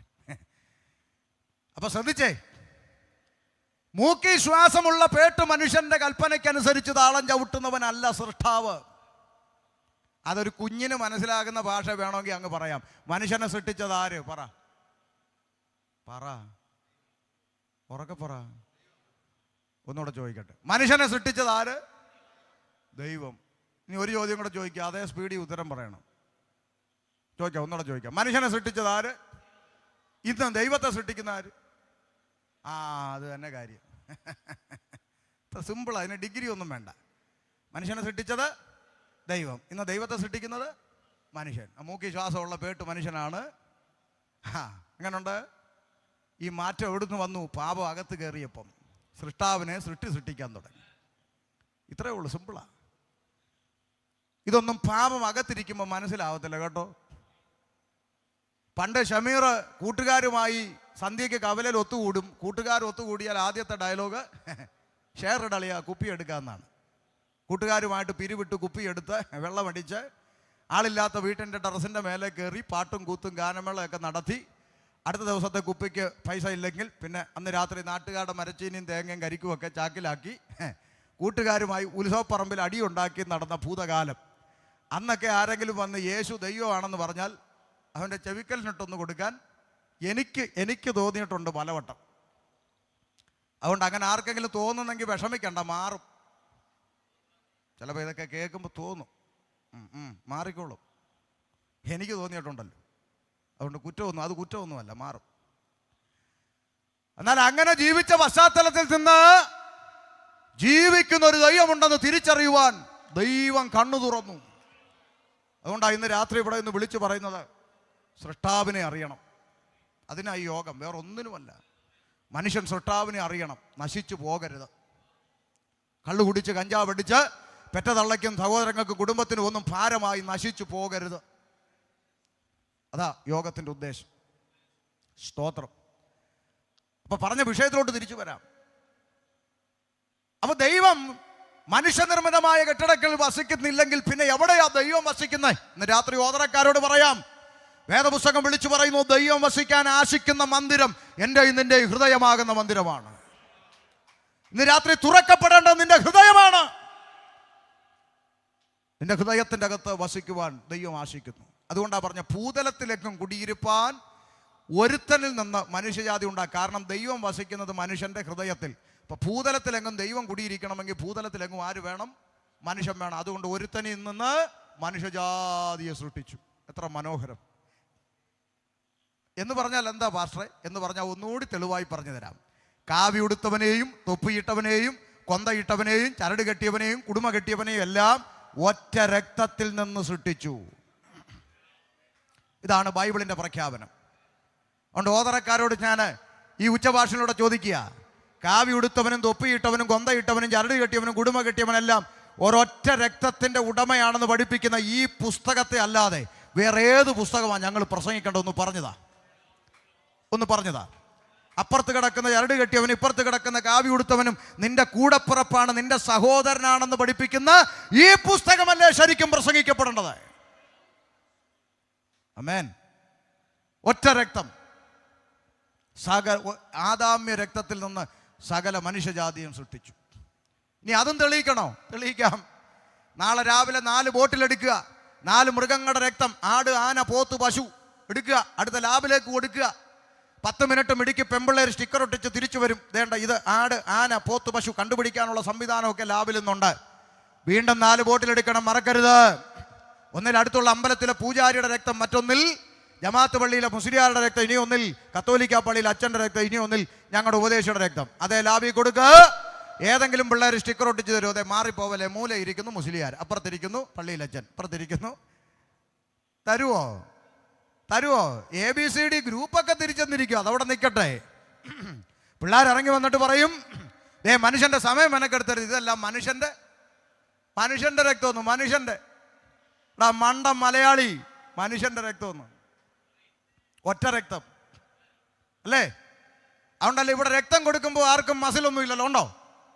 കൊന്തയും കുരിശു വിട്ട് കഴുത്തി കൊന്തയും കുരിശു വിട്ട് ബൈക്ക് ഓടിച്ചു പോകുന്ന ചെറുക്കൻ ടിപ്പറിന്റെ അടിയിലോട്ട് ചെന്ന് കയറി, തല പൊട്ടി, മെഡിക്കൽ കോളേജിൽ കൊണ്ടു ചെന്നു.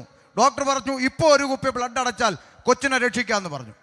ക്രിസ്ത്യാനി ചെറുക്കൻ്റെ ക്രിസ്ത്യാനി അമ്മ ക്രിസ്ത്യാനി ദൈവത്തോട് ഐശുവിൽ നിന്ന് കരഞ്ഞു, എൻ്റെ കർത്താവ്, എൻ്റെ കുഞ്ഞിന് ആര് ബ്ലഡ് കൊടുക്കുമെന്ന് നിലവിളിച്ച കേട്ട് അടുത്ത ബെഡിൽ അമ്മയ്ക്ക് കൂട്ടിരിക്കാമെന്ന കാവി ഉടുത്ത് RSSകാരൻ പറഞ്ഞു, അമ്മ കരയണ്ടമ്മ, ഞാൻ തരാം ബ്ലഡ്. വേണ്ട വേണ്ട വേണ്ട, നീ VIP ആന്ന് ഇന്ന് വരെ ഒരു തള്ള പറഞ്ഞിട്ടുണ്ടോ? പറ, ഉണ്ടോന്ന്? ഇല്ല.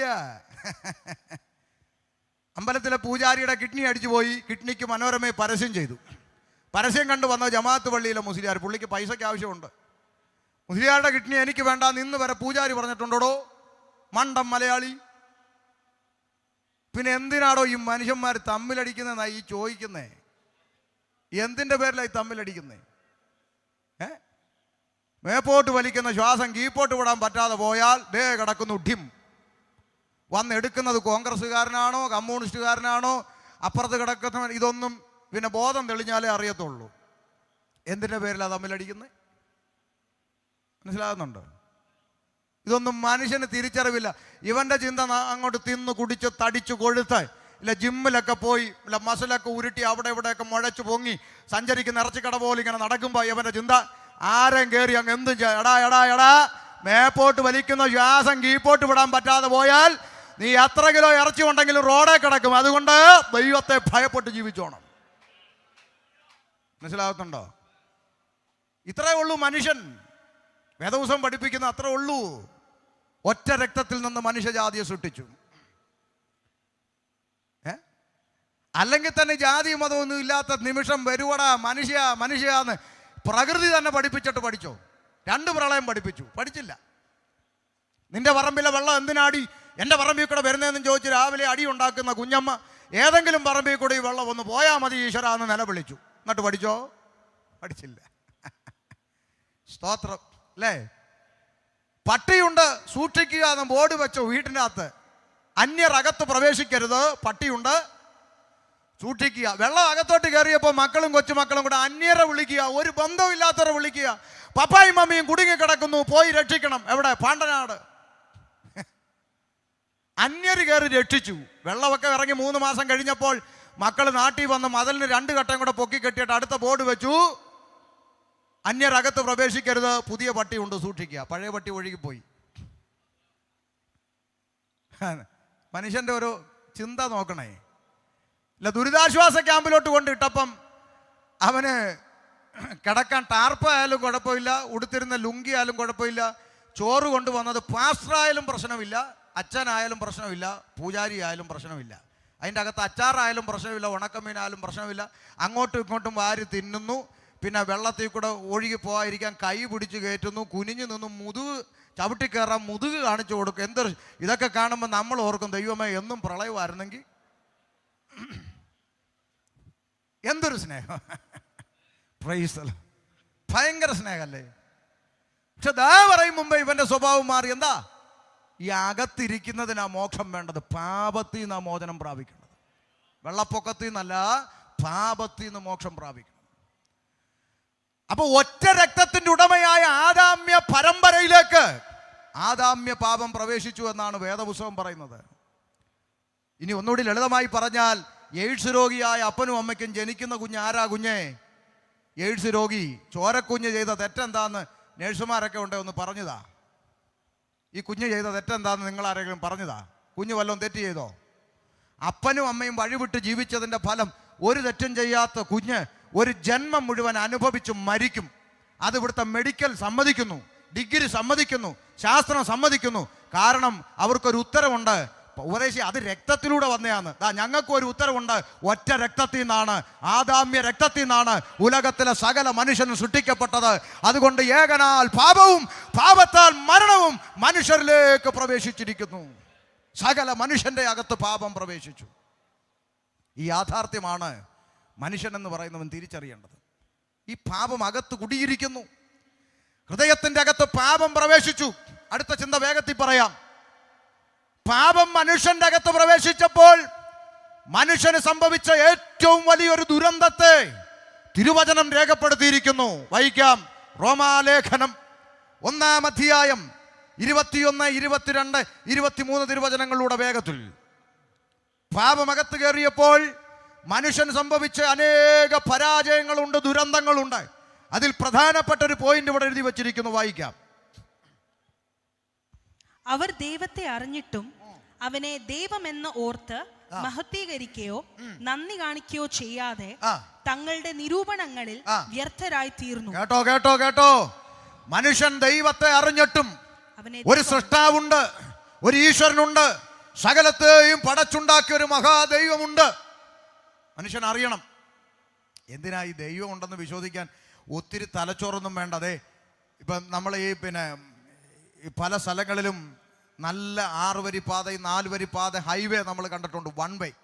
ചേർത്തലയൊക്കെ കഴിഞ്ഞ് എറണാകുളത്തേക്ക് പോകുമ്പോൾ 1 വേ. പിന്നെ നമ്മൾ തൃശ്ശൂർ MC റോഡിൽ കൂടെ പോയാലും 1 വേ. ഈ 1 വേയിൽ നല്ല സിഗ്നൽ സംവിധാനവും നല്ല വീതിയും 3 വരി പാതയൊക്കെ ഉണ്ടായിട്ടും അവിടെ ഇവിടെയും 2-3 വണ്ടി ഇടിച്ച് കിടക്കുന്നത് നമ്മൾ കാണാറില്ലേ? ഇത്രയും സിസ്റ്റമാറ്റിക്കായിട്ട് ഇതിനെ കൊണ്ടുപോയിട്ടും ഇടി നടക്കുക. കണ്ണുകൾ ഉയർത്തി ആകാശത്തേക്കൊന്ന് നോക്കണം. ഈ ആകാശമണ്ഡലങ്ങളിലെ സൗരയൂഥങ്ങളിൽ ഭ്രമണപഥങ്ങളിൽ സഞ്ചരിച്ചു കൊണ്ടിരിക്കുന്ന ഒരു ഒറ്റ ഗ്രഹത്തിന് ഡ്രൈവറുണ്ടോ? ഉണ്ടോ? ഡെയിലി 2 വീതം ഇടിച്ചുകൊണ്ടിരിക്കുവാണോ? അതിനെയൊക്കെ കൃത്യമായി കൺട്രോൾ ചെയ്യുന്ന ഒരു സർവശക്തന്റെ കരമില്ലാതെ ഒക്കുവോ? പറ. അപ്പൊ ഒരു ദൈവമുണ്ട്, ഒരു സൃഷ്ടാവുണ്ടെന്ന് മനുഷ്യൻ മനസ്സിലാക്കിയിട്ടും ആ സൃഷ്ടാവിന് കൊടുക്കേണ്ട നന്ദിയോ മഹത്വമോ കൊടുക്കാതെ മനുഷ്യൻ സ്വന്തമായ നിരൂപണങ്ങളിൽ ചിലത് ചെയ്യാൻ തുടങ്ങി. എന്താ? വായിക്കൂ കുഞ്ഞെ. അവരുടെ വിവേകമില്ലാത്ത ഹൃദയം ഇരുണ്ടുപോയി. അവരുടെ ഹൃദയത്തിന്റെ അകത്തൊരു ഇരുട്ട് പ്രവേശിച്ചു. ഈ ഇരുട്ടിനെ കുറിച്ച് കൊരിന്ത് ലേഖനത്തിൽ പൗലോസ് ഒന്നുകൂടി വ്യക്തമായി പറഞ്ഞു. ഈ സുവിശേഷത്തിന്റെ പ്രകാശനം ഹൃദയങ്ങളിൽ ശോഭിക്കാതിരിക്കാൻ ഈ ലോകത്തിലെ ദൈവം അഥവാ പിശാച് അഥവാ പാപം മനുഷ്യരുടെ ഹൃദയത്തെ കുരുടാക്കി ഇരുട്ടാക്കി വെച്ചിരിക്കുന്നു. അപ്പൊ മനുഷ്യന്റെ ഹൃദയത്തിന്റെ അകത്തേക്ക് പാപം എന്ന് പറയുന്ന ഇരുട്ട് പ്രവേശിച്ചെന്ന് അതാ വായിച്ചേ. ഇരുട്ട് പ്രവേശിച്ചപ്പോ മനുഷ്യൻ എന്ത് ചെയ്തു? വായിച്ചോ. ജ്ഞാനികൾ എന്ന് പറഞ്ഞുകൊണ്ട് അവർ മൂഢരായി പോയി. ഈ പാപം അകത്ത് കയറിയപ്പോ മനുഷ്യൻ ഒരു ചിന്ത. എന്താ ദൈവമക്കളെ? എനിക്കെല്ലാം അറിയാം, എന്നെ ആരും പഠിപ്പിക്കണ്ട. മനുഷ്യനൊരു ചിന്ത. ജ്ഞാനികൾ എന്ന് പറഞ്ഞു ഒരു കുന്തോ അറിയത്തില്ല, പക്ഷെ എനിക്കെല്ലാം അറിയാവുന്നൊരു ചിന്ത മനുഷ്യനെ അങ്ങ് ഭരിക്കാൻ തുടങ്ങി. ഞാൻ ഓർക്കുന്നത് വർഷങ്ങൾക്ക് മുമ്പ് തിരുവനന്തപുരത്ത് പാലോടെന്ന് പറഞ്ഞൊരു സ്ഥലത്ത് ഇതുപോലെ കൺവെൻഷന് പോയി. അപ്പം ഇച്ചിരി നേരത്തെ ചെന്നതുകൊണ്ടേ സംഘാടകൻ ഭാഷ പറഞ്ഞു, ഞങ്ങളുടെ അപ്പുറത്ത് ഞങ്ങളുടെ ഒരു അച്ചായനുണ്ട്. പുള്ളി വർഷങ്ങളായി ഈ കത്തോലിക്ക ബാക്ക്ഗ്രൗണ്ടിലൊക്കെ ഉള്ള മനുഷ്യനാണ്. ആയിക്കോട്ടെ, മനുഷ്യനാണല്ലോ. അതെ, നമുക്ക് അങ്ങോട്ടൊന്ന് പോയി ഇച്ചിരി നേരം ഒന്ന് സംസാരിക്കാം ആട്ടെ എന്ന് പറഞ്ഞു. അന്ന് ഞാൻ വിശ്വാസത്തിൽ വന്നിട്ട് വളരെ കുറച്ചേ ആവുന്നുള്ളൂ. അപ്പം ഞാൻ അങ്ങോട്ട് ചെന്ന്, അച്ഛാ എന്നാ ഉണ്ട്? സന്തോഷമായിരിക്കുന്നു ഉപദേശി. ഇരുന്നാട്ടോ. അങ്ങനെ ഇരുന്ന് വർത്താനമൊക്കെ പറഞ്ഞു. അപ്പം കർത്താവിനെ കുറിച്ച് പറഞ്ഞു തുടങ്ങിയപ്പം അച്ഛൻ കൈയെടുത്ത് കാണിച്ചിട്ട് പറഞ്ഞു, മോനെ എനിക്ക് വയസ്സ് 54 കേട്ടോ. ഞാൻ പറഞ്ഞു മനസ്സിലായില്ല. 54 വർഷമായിട്ട് ക്രിസ്ത്യാനിയായിട്ട് ജീവിക്കുന്ന എൻ്റെ അടുത്താണോ ഇന്നലെ ഇങ്ങോട്ട് വന്ന മോൻ? കണ്ടോ, ഇന്നലെ വന്ന മോൻ യേശുവിനെ കുറിച്ച് എന്നുവെച്ചാൽ 54 വർഷമായിട്ട് ക്രിസ്ത്യാനിയാന്ന്. അപ്പം ഇനി പറഞ്ഞിട്ട് കാര്യമില്ലെന്ന് മനസ്സിലാക്കി ഞാൻ പറഞ്ഞു, എന്നാൽ പിന്നെ ആട്ടെ അച്ഛാ, ദൈവം അനുഗ്രഹിക്കട്ടെ. ഒന്ന് പ്രാർത്ഥിക്കുന്നതിൽ പിന്നെ പ്രാർത്ഥിക്കുന്നതിന് എന്നാ, പ്രാർത്ഥിച്ചാട്ടെ. അപ്പം പ്രാർത്ഥിക്കാൻ എഴുന്നേറ്റ് നിന്നപ്പം ചുമ്മാ ഒരു കൗതുകത്തിന് മനസ്സിൽ തോന്നിയ ഒരു ചിന്ത ഞാൻ ചുമ്മാ ഒരു കൗതുകത്തിനെന്ന് ചോദിച്ചു, അച്ഛൻ 54 വർഷമായിട്ട് ക്രിസ്ത്യാനിയാണല്ലോ. അതെ, യേശുവിൻ്റെ പേരെന്നാ അച്ഛാ? യേശുവിൻ്റെ പേരെന്താന്ന് ചുമ്മാ ചോദിച്ചതാ. സൺഡേ ക്ലാസ്സിലെ പിള്ളേരോട് ചോദിച്ചാൽ മതി, അവർ പറയും. എന്നാലും 54 വർഷം ക്രിസ്ത്യാനിയായിട്ടുണ്ടെന്ന് ചോദിച്ചു. യേശുവിൻ്റെ പേരെന്താന്ന് ചോദിച്ചു. പുള്ളി പറഞ്ഞ മറുപടി, പുള്ളി പറഞ്ഞ പോലെ ഞാനങ്ങ് പറഞ്ഞാൽ, യാശുവിൻ്റെ പേര് യാശു, ഇപ്പം വേറെ എന്തൊരു പേരിരിക്കണം യാശുവിനെന്ന്. യാശുവിൻ്റെ പേര് യാശു, ഇപ്പം വേറെ എന്തൊരു പേരിരിക്കണം യേശുവിനെന്ന്. പ്രൈസലോ. അപ്പോൾ നിങ്ങളും ചിലർ കണ്ണും തള്ളിയിരിക്കും വേറെ പേരുണ്ടോന്ന്. ദൈവം നമ്മോടുകൂടെ എന്ന അർത്ഥമുള്ള ഇമ്മാനുവേൽ എന്നവന് പേർ വിളിക്കപ്പെടും. പ്രൈസലോ. 54 വർഷം ക്രിസ്ത്യാനിയായ അച്ചായന് അറിയേണ്ടതൊന്നും ചിലരുടെയൊക്കെ ചിന്ത അങ്ങനെ, ഞാൻ എത്ര വർഷമായി പള്ളിയിൽ പോകുന്നു, ഞാൻ എത്ര വർഷമായി ക്രിസ്ത്യാനിയായിട്ട് ജീവിക്കുന്നു എന്നൊന്നും പറഞ്ഞാൽ പോരാ. വല്ലപ്പോഴും പുസ്തകം വായിക്കണം. പുസ്തകം എടുത്ത് ഷോക്കേഴ്സിൽ വെച്ച് കറണ്ട് ചാർജിൻ്റെ കോപ്പിയും കരപടച്ചതിൻ്റെ രസീതും തൊഴിലുറപ്പിൻ്റെ ചീട്ടും നോട്ടീസും വെച്ച് പുസ്തകം എടുത്ത് ഷോക്കേഴ്സിൽ കയറ്റി വെച്ച് ചെമ്പരത്തിപ്പൂവും പറിച്ചിട്ട് ചന്ദനത്തിരിയും കത്തിച്ച് പുകച്ച് അവിടെ വെച്ചേച്ച് റോഡിൽ കൂടെ ഓലക്കാലും പിടിച്ചുകൊണ്ട് നടന്നാൽ പുസ്തകം അറിയാൻ പറ്റത്തില്ല. പുസ്തകം തുറന്ന് വായിക്കണം. മനസ്സിലാകുന്നുണ്ടോ? അപ്പൊ ശ്രദ്ധിച്ച്, ഏകനാൽ പാപവും പാപത്താൽ മരണവും ലോകത്തിൽ പ്രവേശിച്ചു. പാപം അകത്തേക്ക് കടന്നപ്പോൾ മനുഷ്യൻ എന്ത് ചെയ്തു? ജ്ഞാനികളെന്ന് പറഞ്ഞുകൊണ്ട് മൂഢരായിപ്പോയി. എന്നിട്ട് എന്താ ചെയ്തതെന്ന് നോക്കിയേ, വായിക്കേ. അക്ഷയനായ ദൈവത്തിന്റെ അക്ഷയനായ മഹാദൈവത്തിന്റെ തേജസ്സിനെ അവർ ക്ഷയമുള്ള മനുഷ്യൻ, പക്ഷി, നാൽക്കാലി, ഇഴജാതി എന്നിവയുടെ രൂപസാദൃശ്യമായി മാറ്റിക്കളഞ്ഞു. മഹാദൈവത്തെ ഈ ഇരുകാലി മനുഷ്യൻ എന്തൊക്കെയാക്കി മാറ്റി? പക്ഷി. ഇവര് പറയട്ടെന്ന് പുസ്തകം അവരുടെ കയ്യിലില്ലേ? എന്നാ ക്ഷയമുള്ള മനുഷ്യൻ. അപ്പൊ സൃഷ്ടാവിനെ അങ്ങ് മറന്നിട്ട് ഇവര് മനുഷ്യന്മാരെ പിടിച്ച് ദൈവമാക്കി. അപ്പോൾ ആൾ ദൈവങ്ങളുണ്ടായി. ഇപ്പൊ കേരളത്തിൽ ആൾ ദൈവങ്ങളെ തട്ടിയിട്ട് നടക്കാൻ മേല. മുക്കിന് ആൾ ദൈവങ്ങൾ എഴുന്നേറ്റ് വരിക. നാളെ ഞാനും പത്രത്തിൽ കണ്ടു, കേരളത്തിൽ അറിയപ്പെടുന്ന ഒരാൾ ദൈവത്തിന് പനിയാ, പ്രാർത്ഥിക്കണമെന്ന്. എന്നാലും ചിലതിന് മിണ്ടുന്നില്ല ആരും. ദേ മനുഷ്യനെ പിടിച്ച് മഹത്വം കൊടുത്തേക്കുന്നു. ക്ഷയമുള്ള മനുഷ്യൻ, അടുത്തത് പക്ഷി, അടുത്തത് നാൽക്കാലി, അടുത്തത് ഇഴജാതി. ദൈവത്തിന് കൊടുക്കേണ്ട മഹത്വം ദേ പിച്ചി പങ്കുവെച്ചു. ഇവിടെ പാരമ്പര്യം പറയുന്ന ക്രിസ്ത്യാനി കാതു തുറന്ന് കേട്ടോ. ആമേൻ. ഇവിടെ 4ആയിട്ടാ പറഞ്ഞത്. ക്ഷയമുള്ള മനുഷ്യൻ, പക്ഷി, നാൽക്കാലി, ഇഴജാതി. മനുഷ്യൻ, പക്ഷി, നാൽക്കാലി, ഇഴജാതി. പാരമ്പര്യം പറയുന്ന ക്രിസ്ത്യാനി ഇതിനെ 4നെയും കൂടെ ഒന്നിച്ച് ഒരു കണ്ണാടി കൂട്ടിലാക്കി ജംഗ്ഷനിൽ വെച്ച് മഹത്വം കൊടുത്തോണ്ടിരിക്കുക. മനുഷ്യൻ, നാൽക്കാലി, കീഴ ഇടജാതി. അപ്പം നിങ്ങൾ ചോദിക്കും പക്ഷി എന്ത് ചെയ്യുന്നു? വീട്ടിൽ പോയി പടത്തെ കണ്ണ് തള്ളി ഒന്ന് നോക്കണം. 2 ചിറക് ഇങ്ങനെ വരച്ച് വെച്ചേക്കുന്ന കാണാം. ആളിനെ പിടി കിട്ടിയില്ലെന്ന് തോന്നുന്നു. കിട്ടി. 4നെയും കൂടെ ഒന്നിച്ച് കൂട്ടി കയറ്റി ATM അടിച്ച് ജംഗ്ഷനിൽ. നാണമില്ലയോടോ ക്രിസ്ത്യാനി? വേദപുസ്തകം തെളിവായി പറയുക, പാപം അകത്തിരിക്കുന്നതിൻ്റെ ലക്ഷണമായത് സൃഷ്ടാവിന് മറന്നുപോയി. സൃഷ്ടാവിന് കൊടുക്കേണ്ട മഹത്വം പങ്കുവെച്ചെന്ന് മനുഷ്യൻ, പക്ഷി, നാൽക്കാലി, ഇടജാതി എന്നിവിടെ രൂപസാദൃശ്യമാക്കി സൃഷ്ടാവിനെ മനുഷ്യൻ മാറ്റിക്കളഞ്ഞു. പാപമകത്ത് ചെന്നു. അപ്പൊ മനുഷ്യൻ പാപത്തിൽ അടിമപ്പെട്ടു. സൃഷ്ടാവിനെ മറന്നുപോയി. ഈ മനുഷ്യനെ രക്ഷിപ്പാൻ ദൈവം മുന്നോട്ട് വെച്ച രക്ഷാ പദ്ധതി 1, മനുഷ്യന്റെ മുമ്പിൽ ദൈവം പ്രമാണം കൊടുത്തു. വിശദീകരിക്കാൻ നേരം പോരാ. ന്യായപ്രമാണം മോശ മുഖാന്തരം കൊടുത്തു. എന്തിനാ? തെറ്റും ശരിയും തിരിച്ചറിയണമെങ്കിൽ നിയമം വേണം, അല്ലേ? ഹെൽമറ്റ് വെക്കാതെ വണ്ടി ഓടിക്കരുതെന്ന് ഇവിടെ നിയമം ഉള്ളത് കൊണ്ടാണ് നമ്മൾ യോഗം കഴിഞ്ഞ് പോയി ആദ്യം ഹെൽമറ്റ് എടുത്തിടുന്നത്. നിയമം ഇല്ലാത്തൊരു കാലം നമ്മുടെ മുമ്പിൽ ഉണ്ടായിരുന്നു. അന്ന് ഹെൽമറ്റ് വെക്കാതെ എല്ലാവരും ഓടിച്ചു, ആരും പിടിച്ചില്ല, ഒന്നുമില്ല. അബ്രഹാമിൻ്റെ ഇസഹാക്കിൻ്റെ ഒക്കെ കാലത്ത് നിയമം നിലവിൽ വന്നിട്ടില്ലാത്തത് കൊണ്ട് അബ്രഹാമും ഇസഹാക്കും ഒക്കെ ചില ചെറിയ രീതിയിലൊക്കെ കള്ളം പറഞ്ഞിട്ടുള്ളതായി രേഖപ്പെടുത്തിയിട്ടുണ്ട്. പക്ഷേ ദൈവം അതിനൊന്നും അവരെ കാലെ വാരി അടിച്ചൊന്നും എഴുതിയിട്ടില്ല. കാരണം അവരുടെ മുമ്പിൽ നിയമമില്ല. എന്നാൽ മോശ മുഖാന്തരം എന്ത് ചെയ്യണം, എന്ത് ചെയ്യരുത്, എങ്ങനെ ജീവിക്കണം, എങ്ങനെ ജീവിക്കരുത്, എന്ത് ചെയ്യാൻ പാടില്ല, എന്ത് ചെയ്യണം എന്ന് കൃത്യമായിട്ട് അങ്ങോട്ട് എഴുതി മനുഷ്യൻ്റെ മുമ്പിൽ പ്രമാണം കൊടുത്തു. വിശദീകരിക്കുന്നില്ല. ഒത്തിരി പറയേണ്ട വിഷയം ന്യായപ്രമാണ കാലത്തെക്കുറിച്ചുണ്ട്. എന്നാൽ പ്രമാണം കയ്യിൽ വെച്ചുകൊണ്ട് ജനം പിന്നെയും അവരവരുടെ ഇഷ്ടത്തിന് ജീവിക്കാൻ തുടങ്ങി. അതിന് കർത്താവായ യേശുക്രിസ്തുവിൻ്റെ ഭാഷയിൽ ഞാൻ ഇങ്ങനെ പറയാം. യേശു കർത്താവ് അതിനെക്കുറിച്ച് പറഞ്ഞൊരു വാചകം മത്തായി സുവിശേഷത്തിലുണ്ട്. ഇങ്ങനെ പറഞ്ഞത്, ഈ ജനം അധരം കൊണ്ട് എന്നെ ബഹുമാനിക്കുന്നു. അധരത്തിൽ എപ്പോഴും കർത്താവ്, യേശുവപ്പ, ഈശോയേ, ദൈവമേ, രക്തം ജയം, ഹല്ലേലൂയ. ചിലർ യേശു അപ്പ, ഉമ്മ എന്നൊക്കെ പറയുന്നവർ. ആയിക്കോട്ടെ, അധരം കൊണ്ട് എന്നെ ബഹുമാനിക്കുന്നു. പക്ഷെ അടുത്ത വാക്കെന്തെന്നറിയാമോ? ഹൃദയം കൊണ്ട് എന്നെ വിട്ട് അവർ ദൂരത്തായിരിക്കുന്നു. അതിൻ്റെ കാരണം പറഞ്ഞതാണ് എന്നെ ചിന്തിപ്പിച്ചത്. അതിൻ്റെ കാരണം കർത്താവ് അടുത്ത വാക്യത്തിൽ പറയുക, മാനുഷിക കൽപ്പനകളായ ഉപദേശങ്ങളെ അവർ പഠിപ്പിക്കുന്നത് കൊണ്ട് ഈ ജനം എന്നെ വ്യർത്ഥമായി ഭജിക്കുന്നു. കാരണം പിടികിട്ടിയോ? ദൈവത്തിൻ്റെ കൽപ്പന പഠിപ്പിക്കാതെ മാനുഷിക ഉപദേശങ്ങളാണ് ഈ ജനത്തെ പഠിപ്പിച്ചുകൊണ്ടിരിക്കുന്നത്. അതുകൊണ്ട് അവർക്ക് സത്യം അറിയത്തില്ല, എങ്കിലും അവർ കർത്താവിനെ സ്നേഹിക്കുക. ഒരു കൂട്ടം ജനം നമുക്കിടയിൽ അവർക്ക് കർത്താവിന് ഇഷ്ടമാ, ദൈവത്തെ ഭയമാ, സ്നേഹമാ. പക്ഷേ ദൈവകൽപ്പന അവരെ ശരിയായി പഠിപ്പിക്കാൻ ആളില്ലാത്തത് കൊണ്ട് അവർ മാനുഷിക കൽപ്പനകളിൽ പെട്ട് കിടക്കുന്നു. ദൈവത്തിൻ്റെ അടുക്കൽ നിന്ന് അവരുടെ ഹൃദയം ദൂരത്തായിരിക്കുന്നു. എന്ന് വെച്ചാൽ ഞാൻ ഇങ്ങനെ പറയും, പണ്ട് മറിയാമ്മ ഒരു ഫ്രിഡ്ജ് മേടിച്ചപ്പോൾ അതിൻ്റെ കൂടെ എന്ത് ചെയ്യണം എന്ത് ചെയ്യണ്ട എന്ന് എഴുതി ഒരു കാറ്റലോഗ് കിട്ടി. നമുക്ക് എന്തോ മേടിച്ചാലും കിട്ടും, മൊബൈൽ വാങ്ങിയാൽ കിട്ടും. ഇപ്പം മെഡിക്കൽ സ്റ്റോറിൽ നിന്ന് 10 രൂപയുടെ എലിവേഷൻ മേടിച്ചാലും അതിൻ്റെ അകത്തും ചുരുട്ടി വെച്ചേക്കും ഒരു തുണ്ട് പേപ്പർ.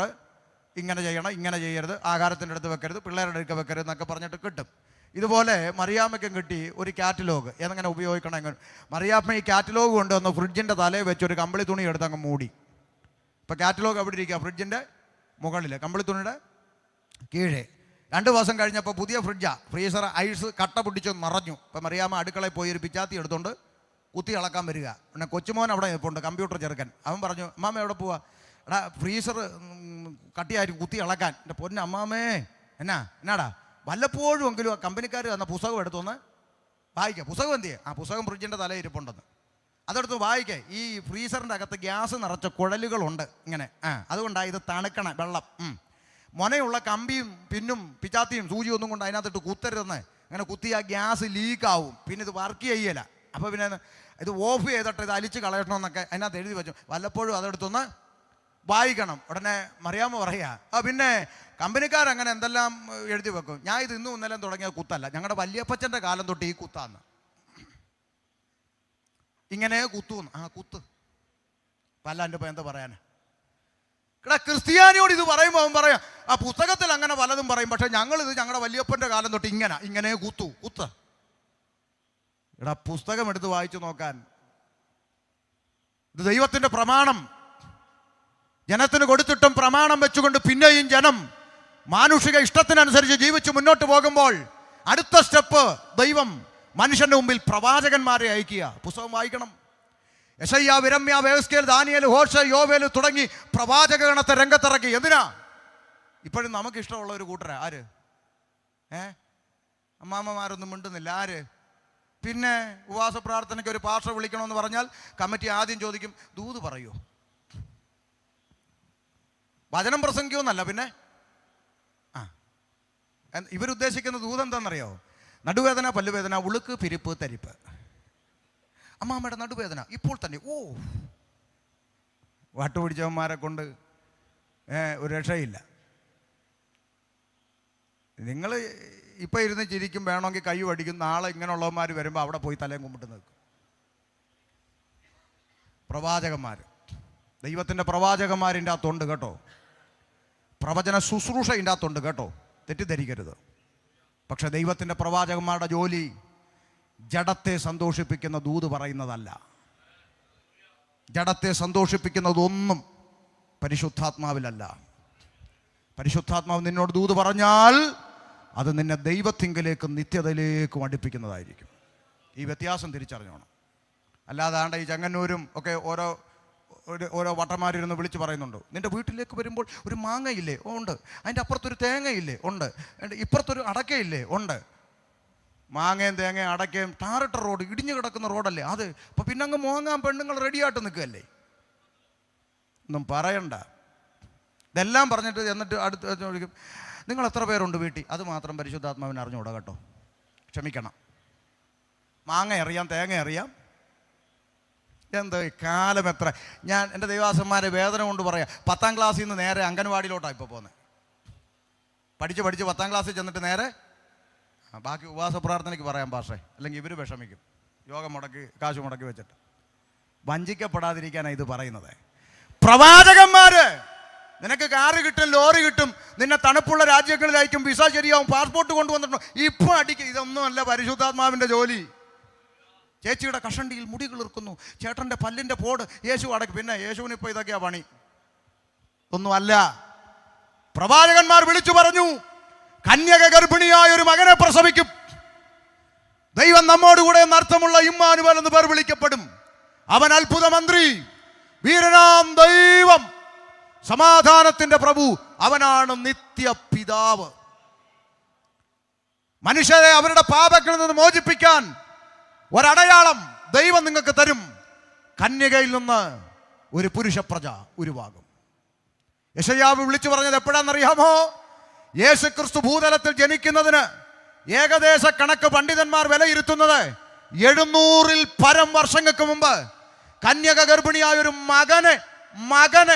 മകനെ എന്ന് എഴുതി വെച്ചെങ്കിൽ 700 വർഷം കഴിഞ്ഞ് ജനിച്ചപ്പം മോളായോ അച്ഛാ?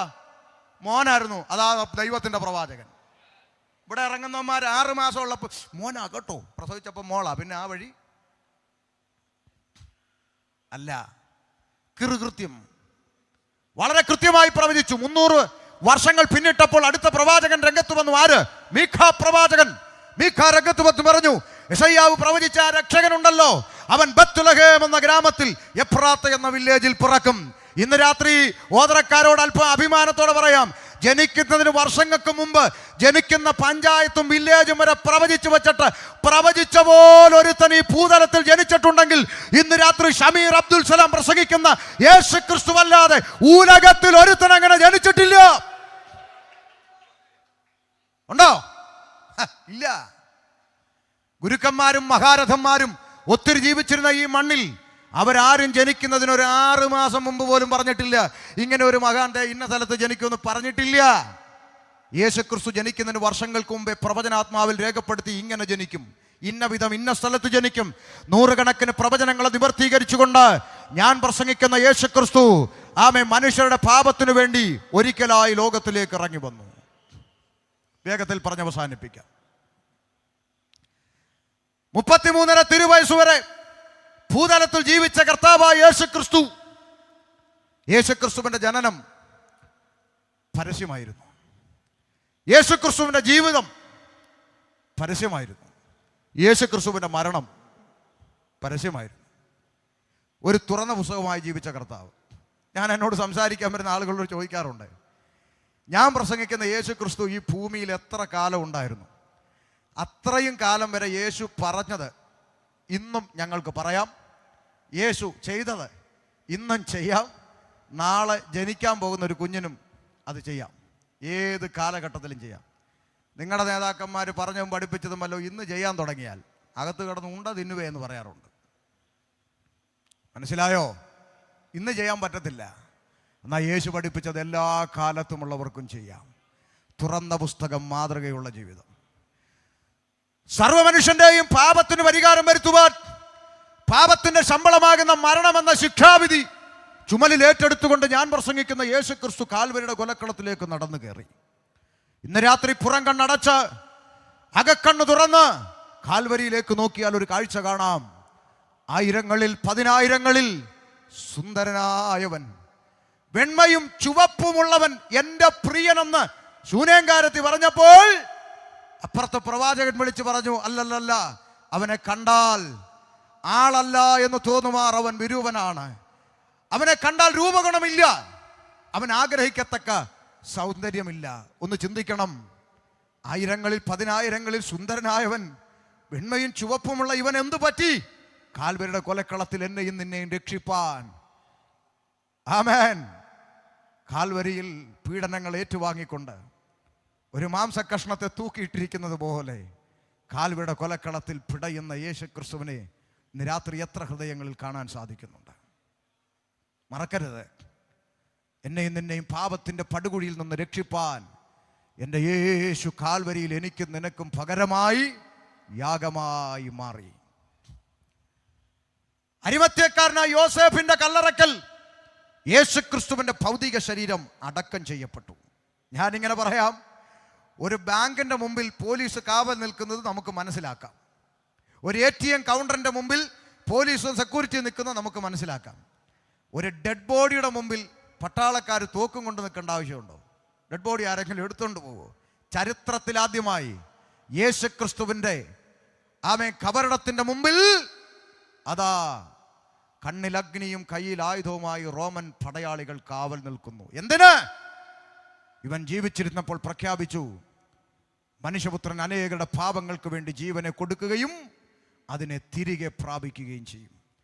യേശു ഉയർത്തെഴുന്നേൽക്കാതിരിപ്പാൻ റോമൻ പടയാളികൾ പട്ടാളക്കൂട്ടത്തെ കാവൽ നിർത്തിയിട്ടും ഇന്ന് രാത്രി ഞാൻ ഇങ്ങനെ പറയട്ടെ, 3 ആണി കൊണ്ട് അരിമത്യക്കാരനായ യോസേപ്പിന്റെ കല്ലറ കൊണ്ട് യേശു എന്ന വ്യക്തിത്വം അവസാനിച്ചിരുന്നെങ്കിൽ 3 ആണി കൊണ്ട് അവസാനിച്ച യേശുവിനെ പ്രസംഗിക്കാൻ ഷമീർ വരത്തില്ല ഓതറയിൽ. 3 ആണി കൊണ്ട് അവസാനിച്ച യേശുവിന് വേണ്ടി പാടാൻ ഇവിടെ ഒരു കൊയർ ടീം രൂപപ്പെടത്തില്ല. 3 ആണി കൊണ്ട് അവസാനിച്ച യേശുവിന് വേണ്ടി IPCCO ഒരു കൺവെൻഷൻ പ്ലാൻ ചെയ്യത്തില്ല.